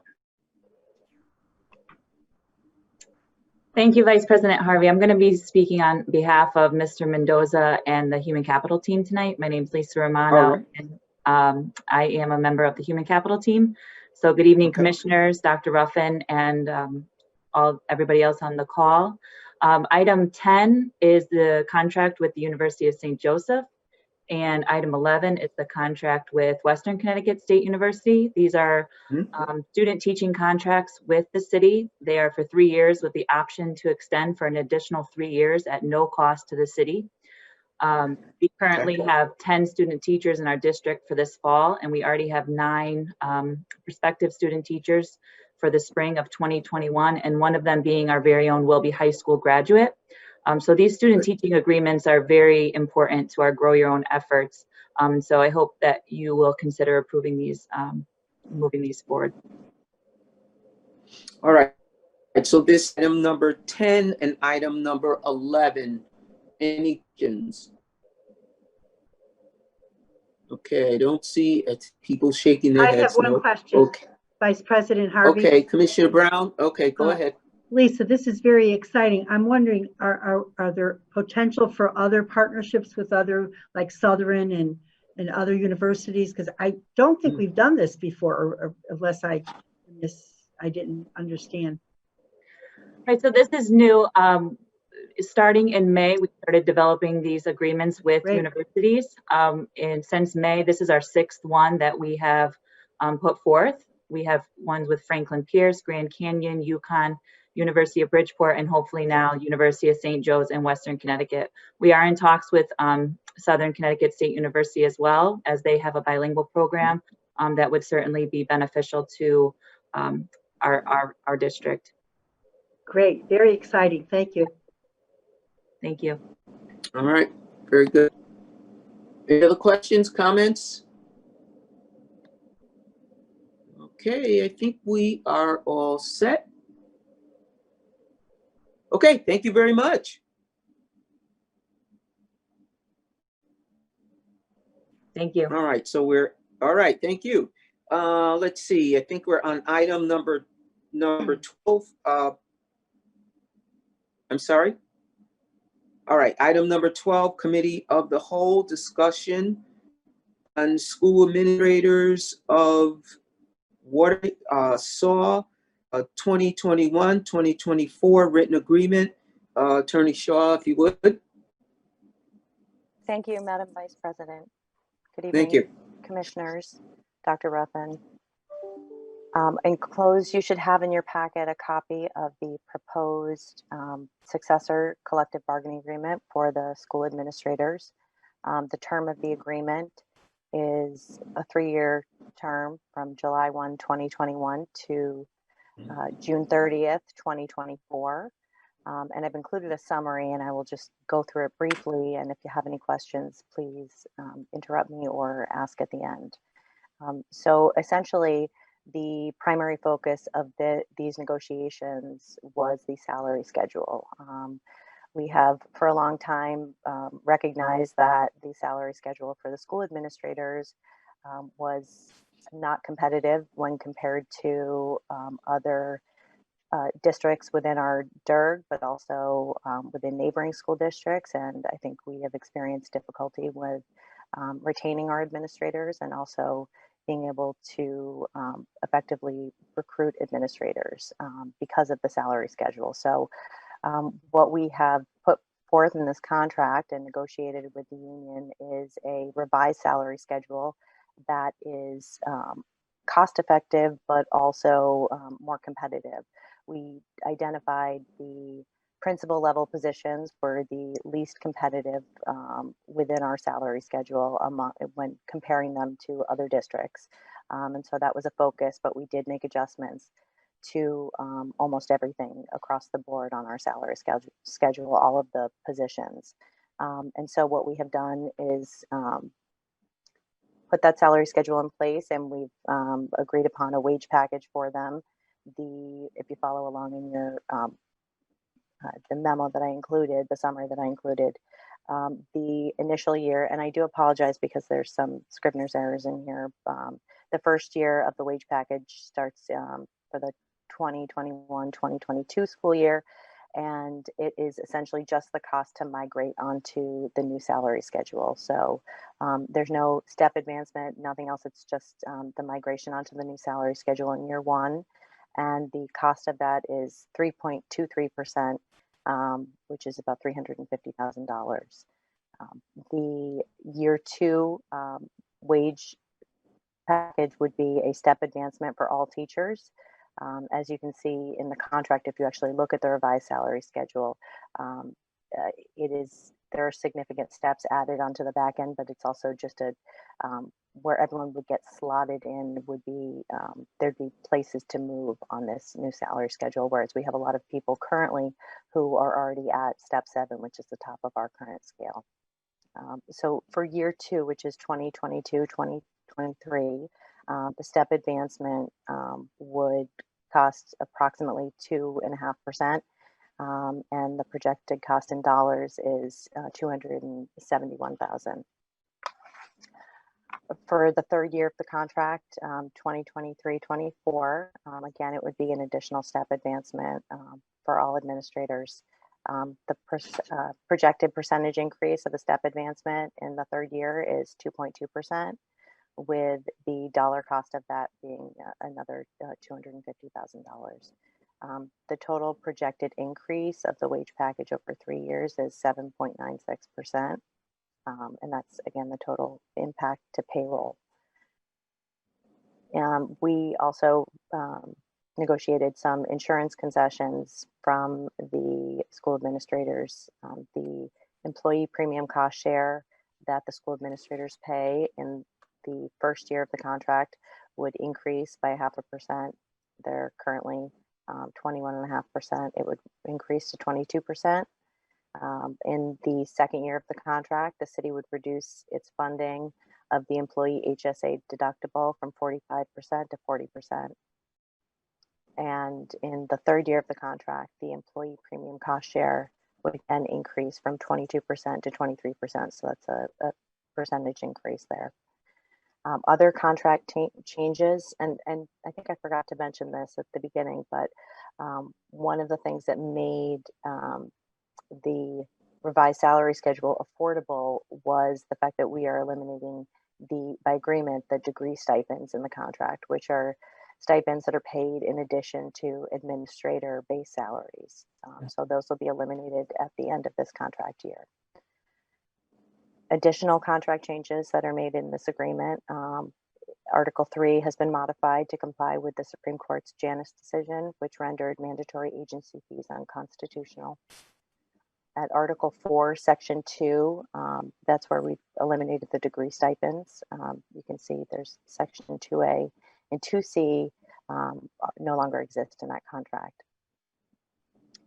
We did add a section that actually provides an annual stipend for elementary principals if a school has more than 550 students on October 1st in any given school year. I think we were trying to recognize the varied size of our elementary schools, and schools like Chase that have significantly more than some of our smaller schools. Mm-hmm. Article 5, Section 1B, we have also changed the elementary principal position so that all elementary principals will now be 12-month administrators. So that's an additional change. Again, their work year will increase from the 208 contract days to 224, as with all other 12-month administrators. We have changed a couple of titles in the contract. Supervising vice principal will now be referred to as elementary vice principal, which essentially takes that position, in addition to some other changes, out of the civil service process. We think that it should be filled in the same manner that all other administrator positions are filled using. Another title change would be the middle school house principal will now be formally known as the middle school vice principal position. An additional change, Article 8, Sections 3 through 7, we are trying to streamline the contractual vacancy filling procedure. I think we have tried to make the same process, or the process makes sense for everyone, in that we've tried to eliminate some of the confusion. I think if you tried to read through the language as it exists now, there seem to be a lot of steps in that process that nobody could really understand, and even some positions that contract that exist now that don't even exist anymore. We don't know what they are. We've really tried to streamline the process, make it a an eligibility process, and then a two-step interview process before it's brought to the board. And again, in this section, the very end of the section is where we took out the language that excluded the supervising vice principal from being able, from being filled in the same manner as every other administrative position. At Article 8, Sections E5, it's changes in the ranked order of administrator positions and bumping rights in the event of a reduction in force. This is something the school administrators were looking for, given the other changes that we were making in this contract. Article 9, Section 11 would prohibit mandatory vaccinations unless they were otherwise required by law. Again, this was something the school administrators were looking for. I think this was a sign of the times here, given the current health pandemic. And finally, Article 12, Section 9 includes new language regarding modified job functions in the event of an extended school or district-wide closure of in-person learning due to an emergency declaration or a stay-home order. Does anyone have any questions? Questions, commissioners? Okay, Commissioner Hernandez, go ahead. Hi, Tara. Good evening. Question. Article, where did I just see it? Article 7, Section 8. Nope, that's not it. Hold on. Section 1B, there it is. Article 5. We're changing the principles from being 10 months to 12 months. How much is that going to cost us to do that, to make them a 12-month admin instead of a 10-month? So, or does the cost, or is there a cost change? So Commissioner Hernandez, to answer your question, it is built into the overall cost of this wage package. Ultimately, when we looked at the comparable salaries for other elementary principals, we were way off. But when we dug a little bit deeper and looked at what the work year was for other elementary principals across districts, they were all working 12 months. So if you compare the current salary schedule for elementary principals versus the revised salary schedule for elementary principals, it's a significant increase. It's a significant change, but we're also getting the additional days in there. I think it's 16 days that we'd be getting. So it is built into the cost that we've projected. And we believe it's more competitive. And also, I think there's work to be done. I think it's a strain on the principals to get everything done that they need to in preparation for the school year and at the close of the school year, to have that shortened work year, that 10-month work year. Okay. Thank you. All right. Thank you, Commissioner Hernandez. Any other questions?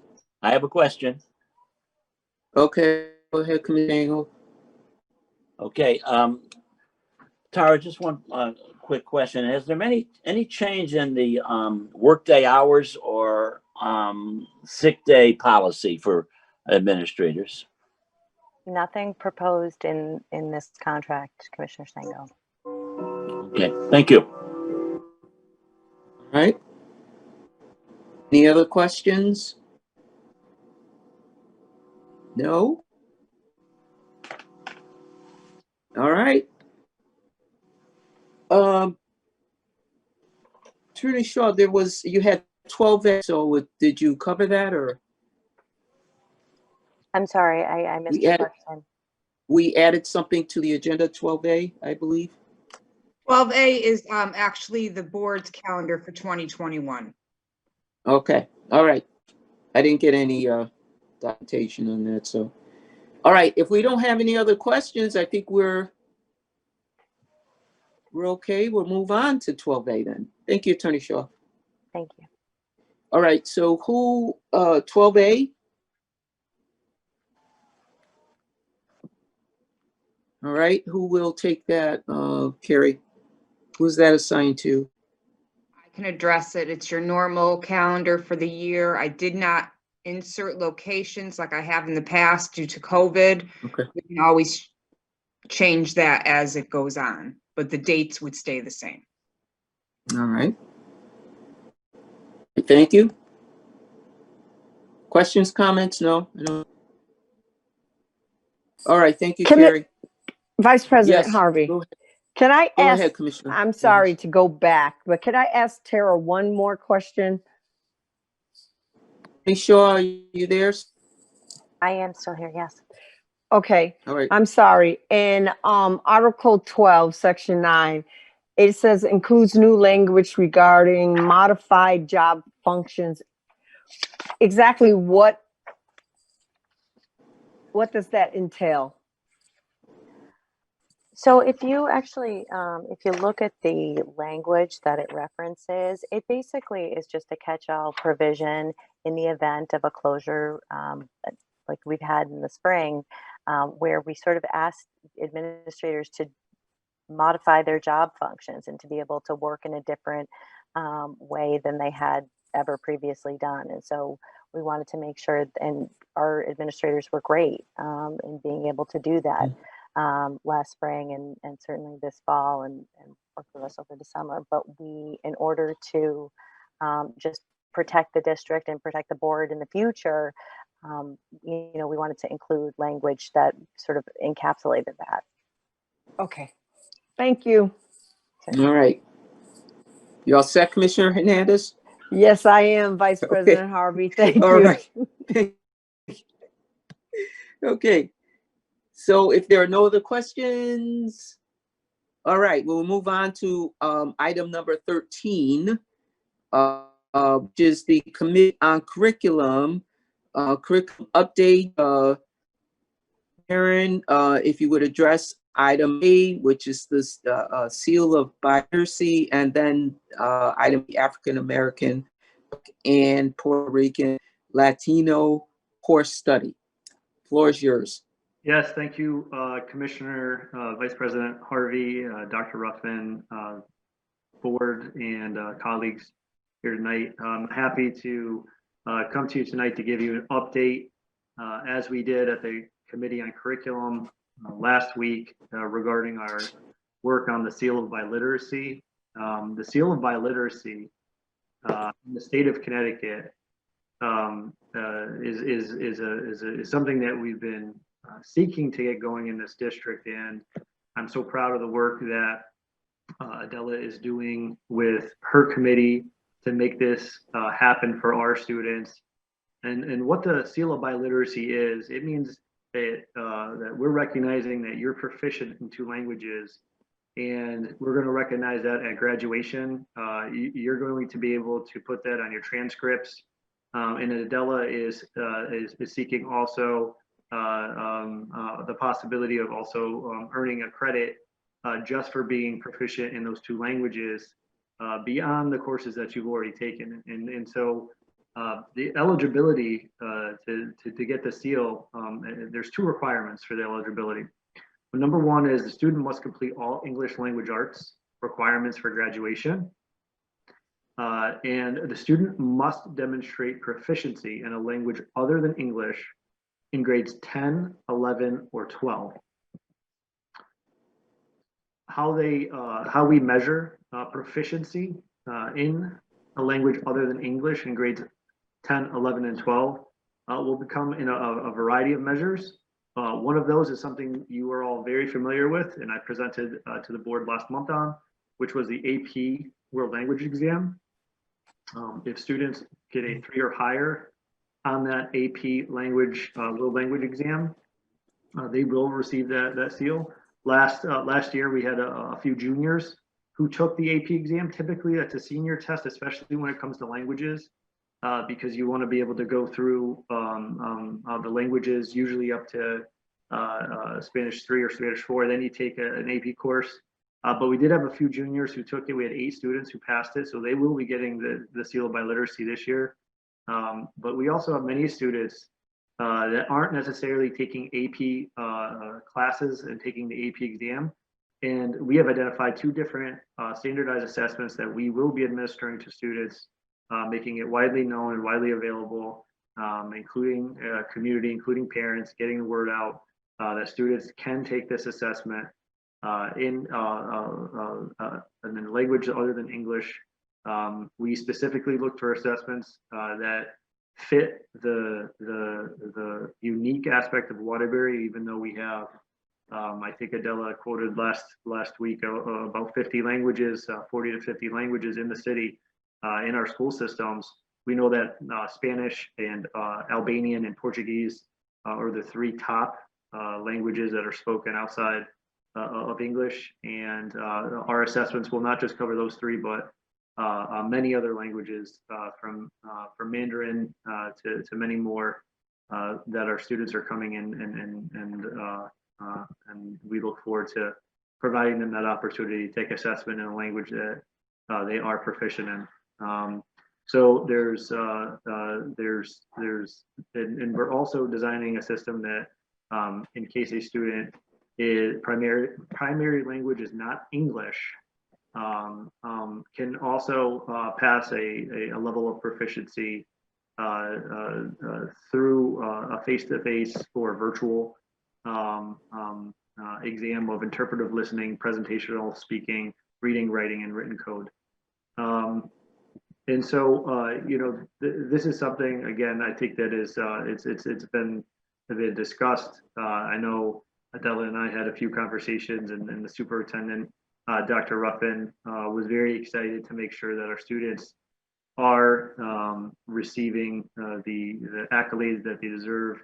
And hopefully, not only will this encourage more students to take world languages, but that it will also trickle down to the middle schools. We plan on using the seal of biliteracy to encourage students in middle school to start a world language earlier, and to strive to get this accolade at graduation, and to help propel them into the next level of their secondary, post-secondary career. And Commissioner, I'm not sure if you want me to move on to the B or if you want me to pause. Well, pause there. Let me see if there are any questions. And Adela, right, anyone? Adela is here. Any questions? Okay, I see. Oh, Adela, go ahead. Comments? Go ahead.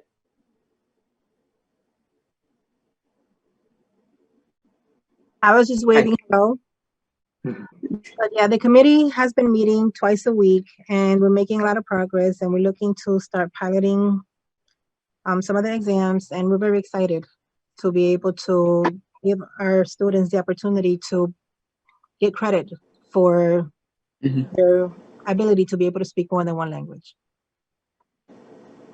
Commissioner Harvey. All right, go ahead. Commissioner Brown, is that?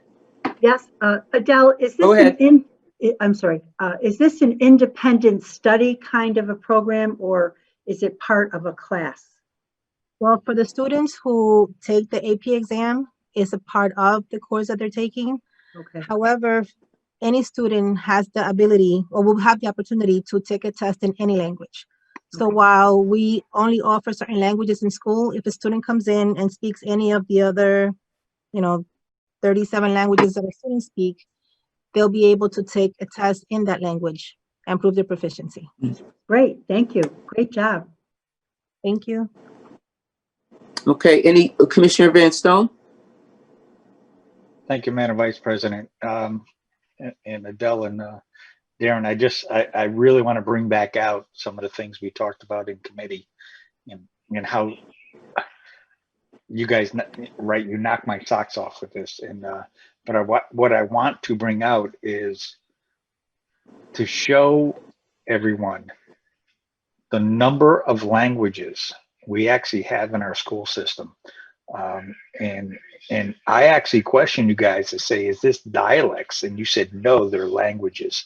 So if you could bring back again the languages that, one, we have in our district, and two, emphasize the number of languages that are part of this program, and the fact that we know that there's some others that we need to, go back after and have included. So just bring out that, if you would, please, for me. Okay, so, altogether, our English learners speak 42 different languages. So it was 40 last week.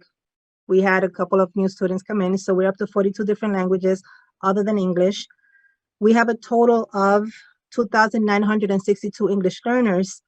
The vast majority speak Spanish, so we have 2,596 that are Spanish speakers. We have 107 students that speak Portuguese, 85 who speak Albanian, and then after that, the numbers drop down to where we have, let's say, for example, only one student in the district who speaks Akan and one student who speaks Afrikaans. So we have some clusters of about, 20, 30 students here and there, but the vast majority, the top 3 languages right now are Spanish and then Portuguese and Albanian. And then looking at our seniors. Okay, I'm sorry, go ahead. Yep. So looking at our seniors, that we're looking to target our seniors because they're graduating this year. And then as we move forward, we want to be able to move it all the way down to give students an opportunity as early as 10th grade, so that way they have an opportunity to retest before they graduate. So looking at our current seniors, we have, of course, Spanish, we have Arabic, French, Mandarin Chinese, Portuguese, and then Haitian Creole, Cape Verdean Creole, Farsi, and Persian. And Albanian. Did I say Albanian? Thank you. I really wanted to bring that back out, right? Because it's really amazing. And keep in mind, folks, these are students of these second languages that are an AP, right? We're not talking about just students, right?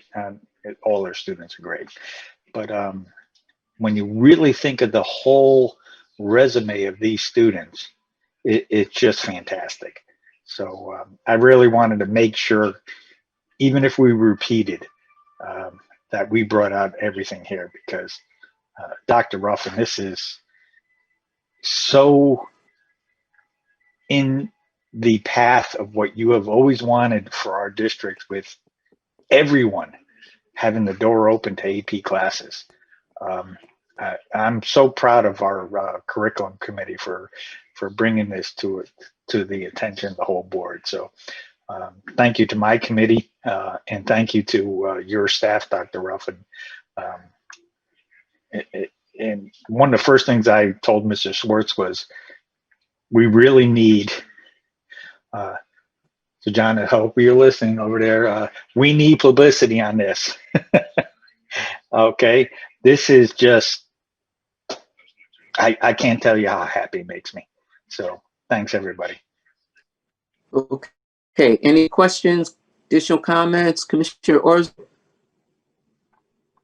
Go ahead, Commissioner Orzo. Hi, thank you, Adele and Darren again. I just want to clarify one thing from our committee meeting. It's not just a student that is Spanish speaking learning English. It's also the English speaking student learning the other languages, correct?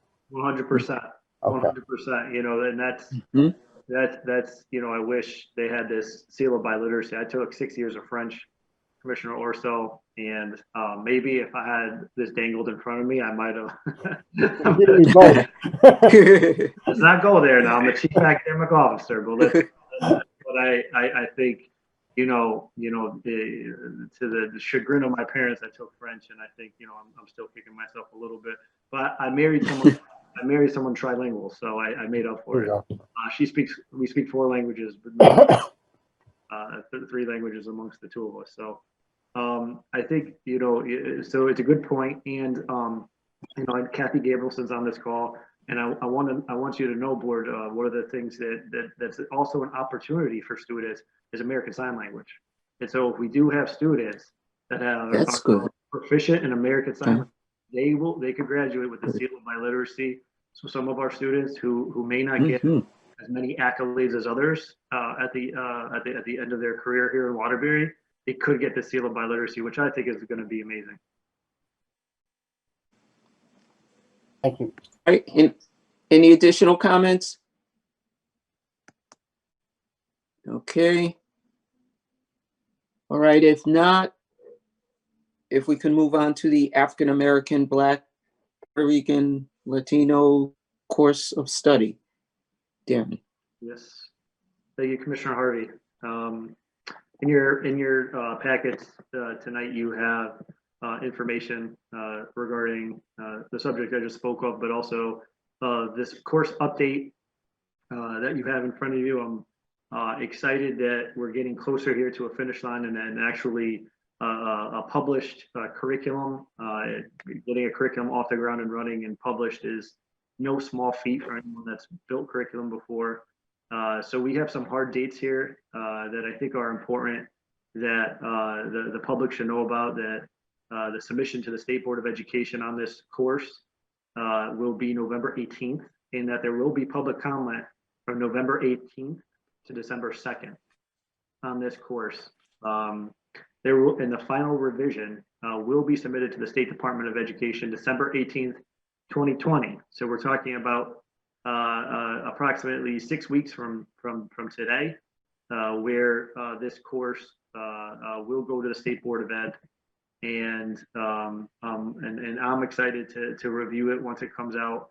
I've been part of some of the committee work, but I have not seen the full the full piece, and excited to provide some comments if necessary. In your documents, I've also put in drafts of what the units of study will look like in both the African American Black units of study, but also in the Puerto Rican Latino units of study as well. And so what you'll what I didn't put in is there is and those are the draft units, which are just topics, but what you might be interested in is that, just recently, because this is moving quickly, is they gave some draft summaries of the units, and then also some specific lessons that are embedded within those units. And so if you don't mind, I'll take unit 5, for example, which you saw in your packets, is for the African American and Black units of study, is called Protest, Politics, and Power. Quite timely. So that summary of that unit is the unit examines African American history and from the Black Power era to Black Lives Matter. The unit begins with an exploration of political, economic, and cultural impact of Black Power, and ends with Black Lives Matter. It goes on more in the summary. For the sake of the meeting, I won't read aloud to you, but lesson 1 in that, the lessons are built around Black Power. The second group of lessons are built around Black politics.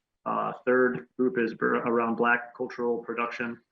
The fourth is around systemic racism, and then the fifth is built around Black Lives Matter. And so there's relevancy. There's relevancy now. It's starting to come to life. Not to leave out the Puerto Rican Latino units of study. There is a specific unit that I wanted to highlight. It's called Defiance. And the summary of that is coming from a place of frustration, anger, and suppression. Latinos, time and time again, have resisted the power and control of a group of people, government, and institutions.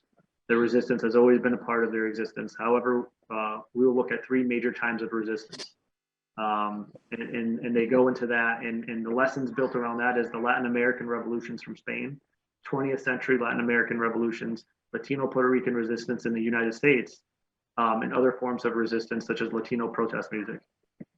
And so I wanted to come to the board tonight, number one, to make sure I reiterated that we are truly excited that we see the end in sight here for this curriculum to be written.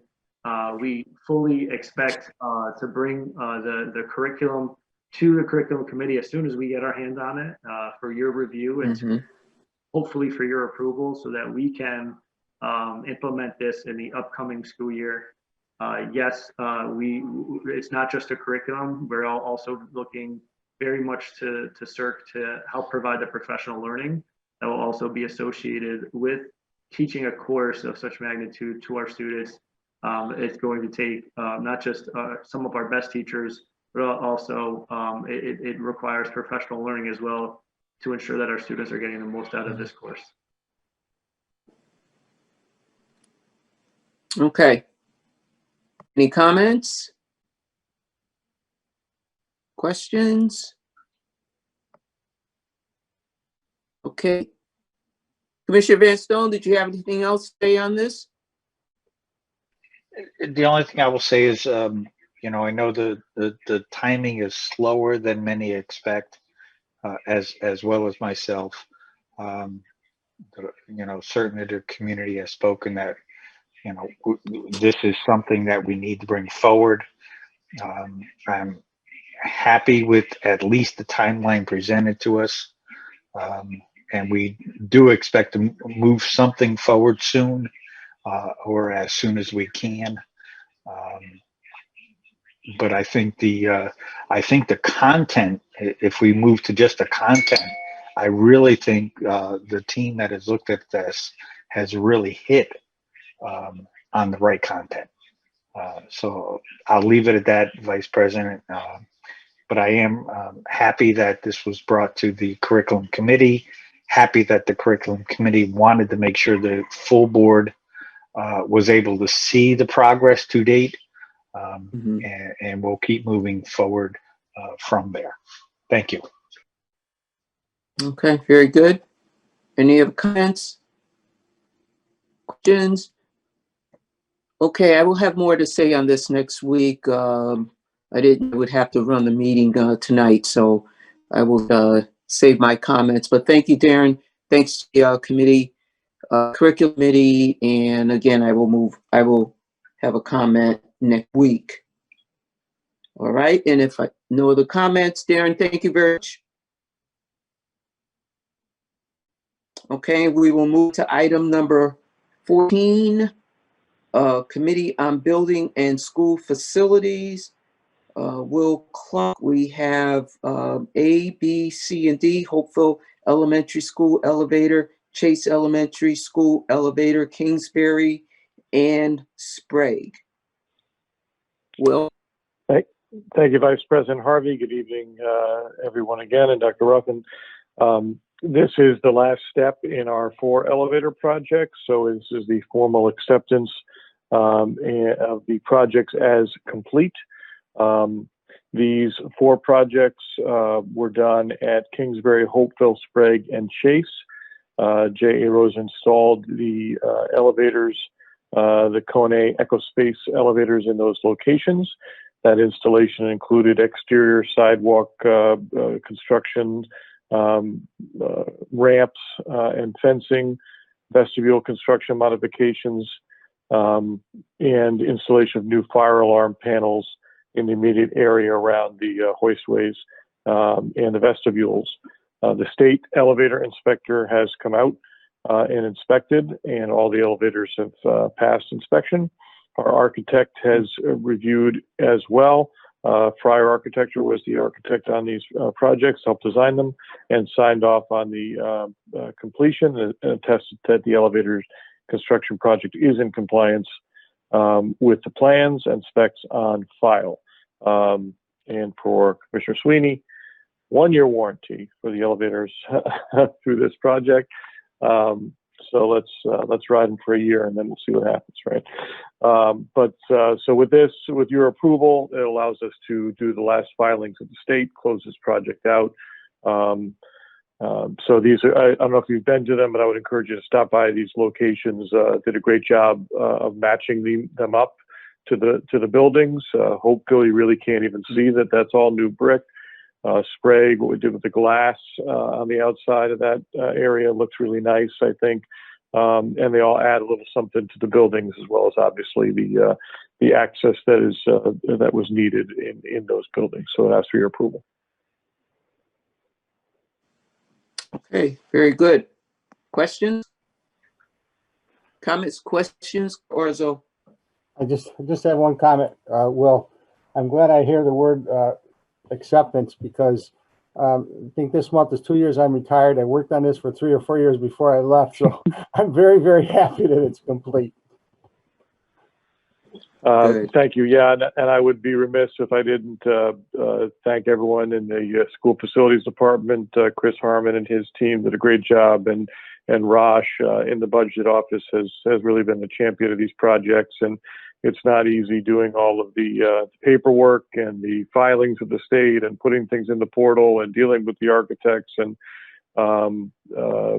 Rosh really did yeoman's effort in that, and certainly a credit to this district for all the work he's done on these projects. Very good. All right. Questions or comments? All right, Will, would you just elaborate on where these elevators are for me? So, like Chase Elementary School, where exactly is that that elevator located? Chase is on the Meriden Road side. Okay. So you know where it has that Chase on the side of the building? It's literally right over there. And you can see it's sort of, again, it matches up the brick wall, but protrudes out a little bit. And there's actually a ramp going inside the fence. So you can kind of see it right there. What about Hopeville? Hopeville, similar. It's on the side, on the street side, and you can see where they've constructed the new handicap ramp area. So if you're coming up to the main entrance of the building from the parking lot, it's on your right, but it's really on the street side. So it has access from that lower parking area as well as the upper parking area with ramp that goes both ways. Excellent. Okay. Kingsbury. Kingsbury is on the back side, essentially over by where the library area was. It's actually to take a little piece over there, so you can access, from the front around or the back, and has the ramp in. Okay. And Sprague? Sprague is on the front side of the building. If you go to our website and watch that EMAX ceremony with the sinks that were donated, it's literally right behind where we were standing, and that's the one that has a nice glass block, and you could see inside and let some sunlight into the room. But it has the ramp coming up with the railings and the cement ramp, and then it's accessed right there, right by the playground area there on the front. Right. Very good. All right. Thank you very much. You're welcome. All right. I think we're all set. Thank you, Will. You're welcome. Well, I got the next two also. Okay. All right. Well, the next two are the Committee on Building and School Facility, and that's 15, and then 16, same thing. One with waivers, one without waivers. So go ahead. Go ahead, Will. Yeah, the first one is another human resources use of the facility. This is related to our maintainers exam for school maintainer 1, our custodians. So that'll be happening on Saturday the 14th over at Wilby North End. And we certainly would love to get that list and fill in some vacant maintainer positions. We have the team is doing a great job of the cleaning and the disinfecting, but getting a few more hands on deck would be great, and we need the civil service list to do that. So this allows for that to happen. The next one is Holy Cross High School and Westover School, who have used these pools in the past. This is essentially an annual deal, but so they are working around our programs and use as they have in the past, working with our athletic departments in Sandy. So this is those requests over at Kennedy Pool and the West Side Pool for Westover. And they pay for their use. All right. Anyone have any questions or comments there? Commissioner Sweeney, I see you.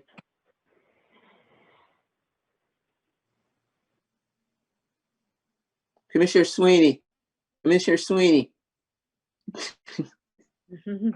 Sorry about that.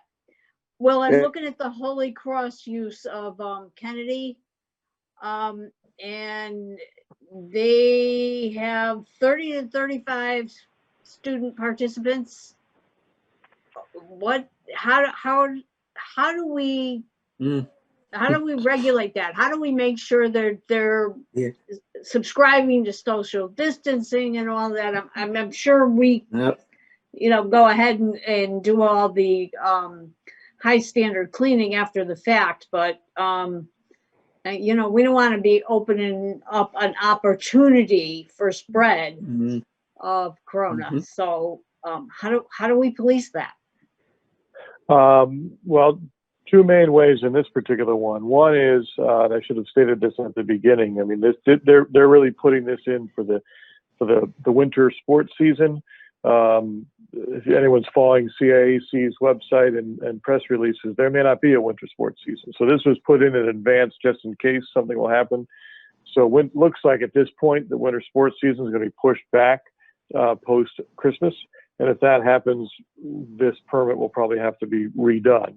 But there may be some conditioning opportunities, so we'll see. But to your point, what we do in working with these groups, and it's really just a couple of pools that we've dealt with. We had some in this past fall season. Is they give us some plan information of what they're doing.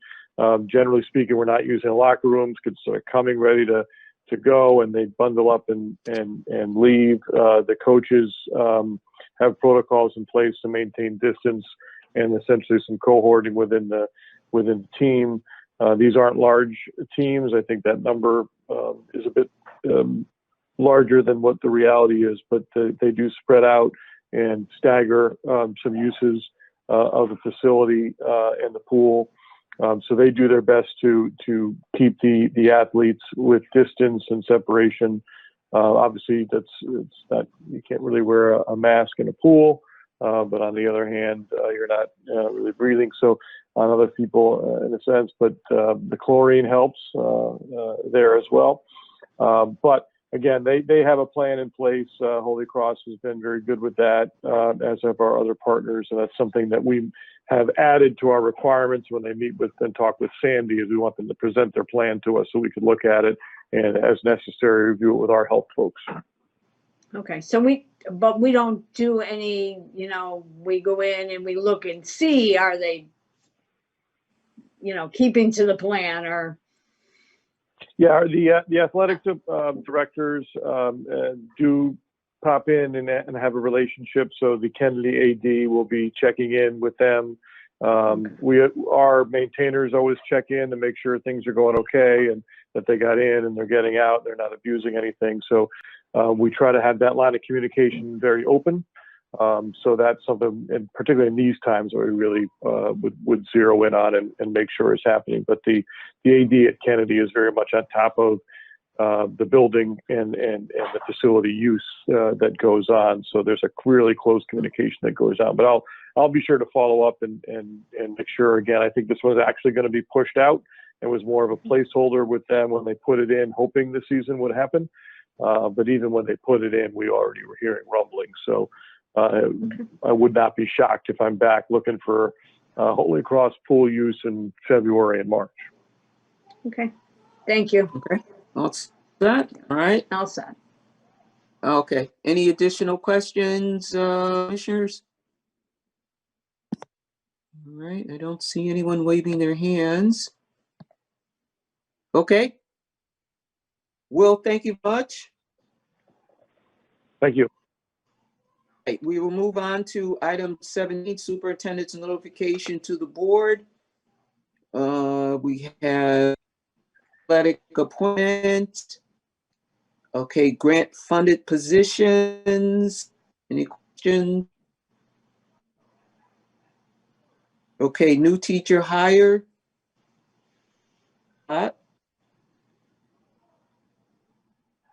Okay, nothing there. All right. Retirements. All right, I don't see anyone. Okay, so we will move on. I need a motion to go into executive session.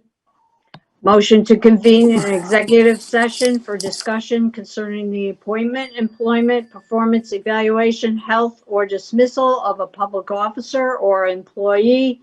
This is concerning a high school vice principal appointment and a lateral transfer request.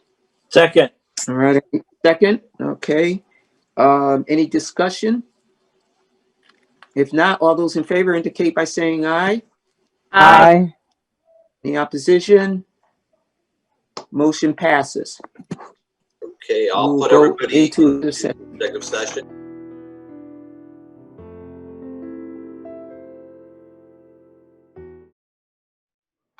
Good evening and welcome to the Waterbury Board of Education special meeting on Karen. Thursday, November Karen, 5th. Karen, we have to return from executive session Oh, first. my apologies. Go ahead. Motion to Okay. return. Motion to return from executive session, no votes were taken. Second. Have a second? Second. Discussion? Those in favor indicate by saying aye. Aye. Aye. Any opposition? Motion carries. All right. Okay, Motion to- so we will go. Motion to adjourn. Motion to adjourn. Second. All right, discussion? All those in favor indicate by saying aye. Aye. Opposed? We are adjourned.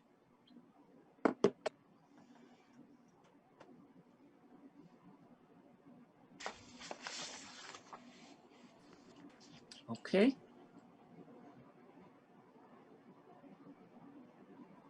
All right, so is Carrie on or is she? He's right there. I'm here. Okay, all right.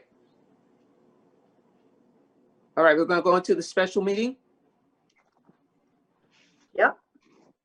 Okay. All right. Welcome to our special meeting, Waterbury Board of Education on Thursday, November 5th, on 2020. And we will begin with a silent prayer, followed by the Pledge of Allegiance. Silent prayer.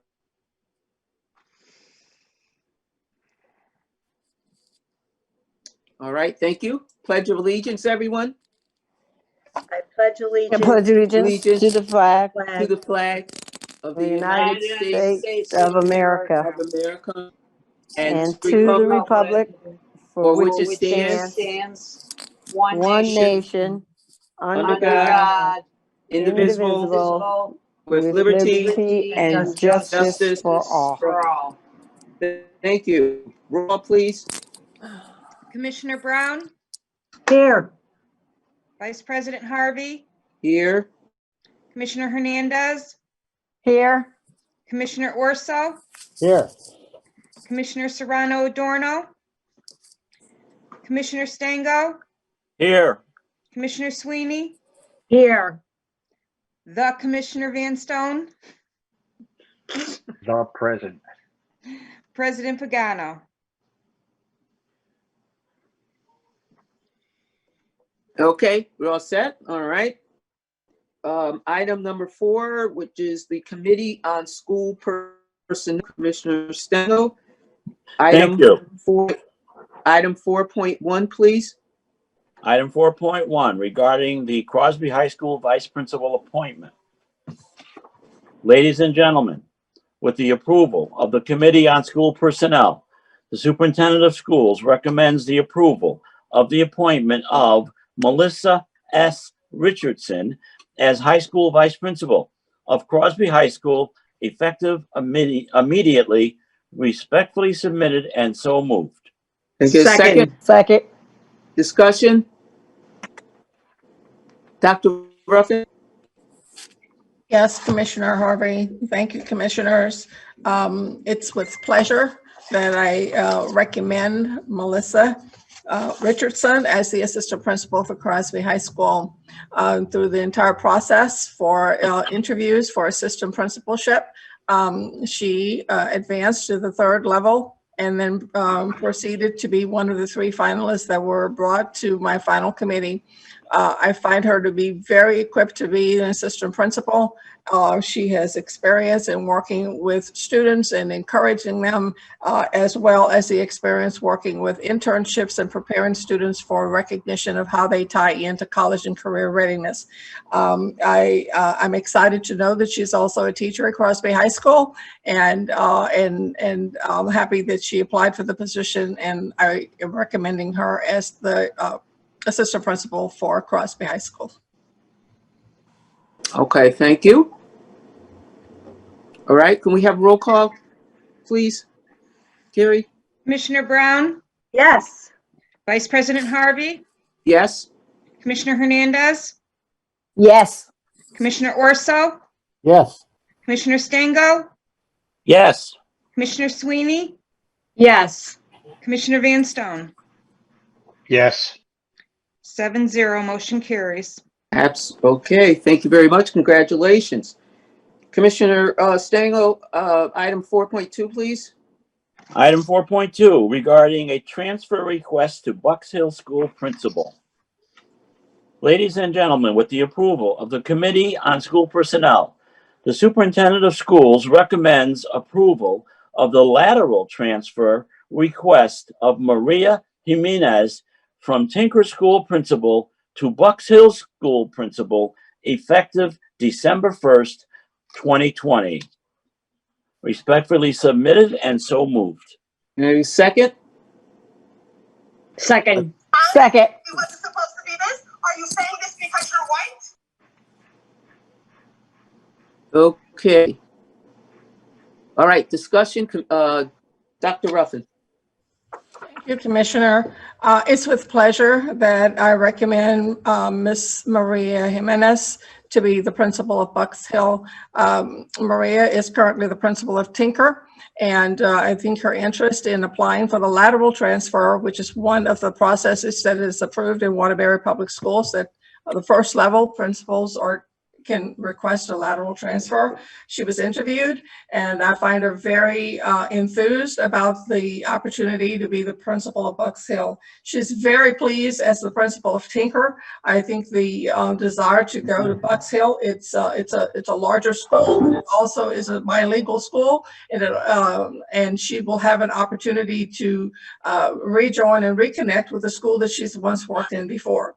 So it is with pleasure that I recommend to you that Maria Jimenez be named the principal of Bucks Hill, effective in December upon Dr. Bayo's retirement. All right, thank you. All right, Carrie, can we have a roll call? Please? Commissioner Brown, Yes. Vice President Harvey, Yes.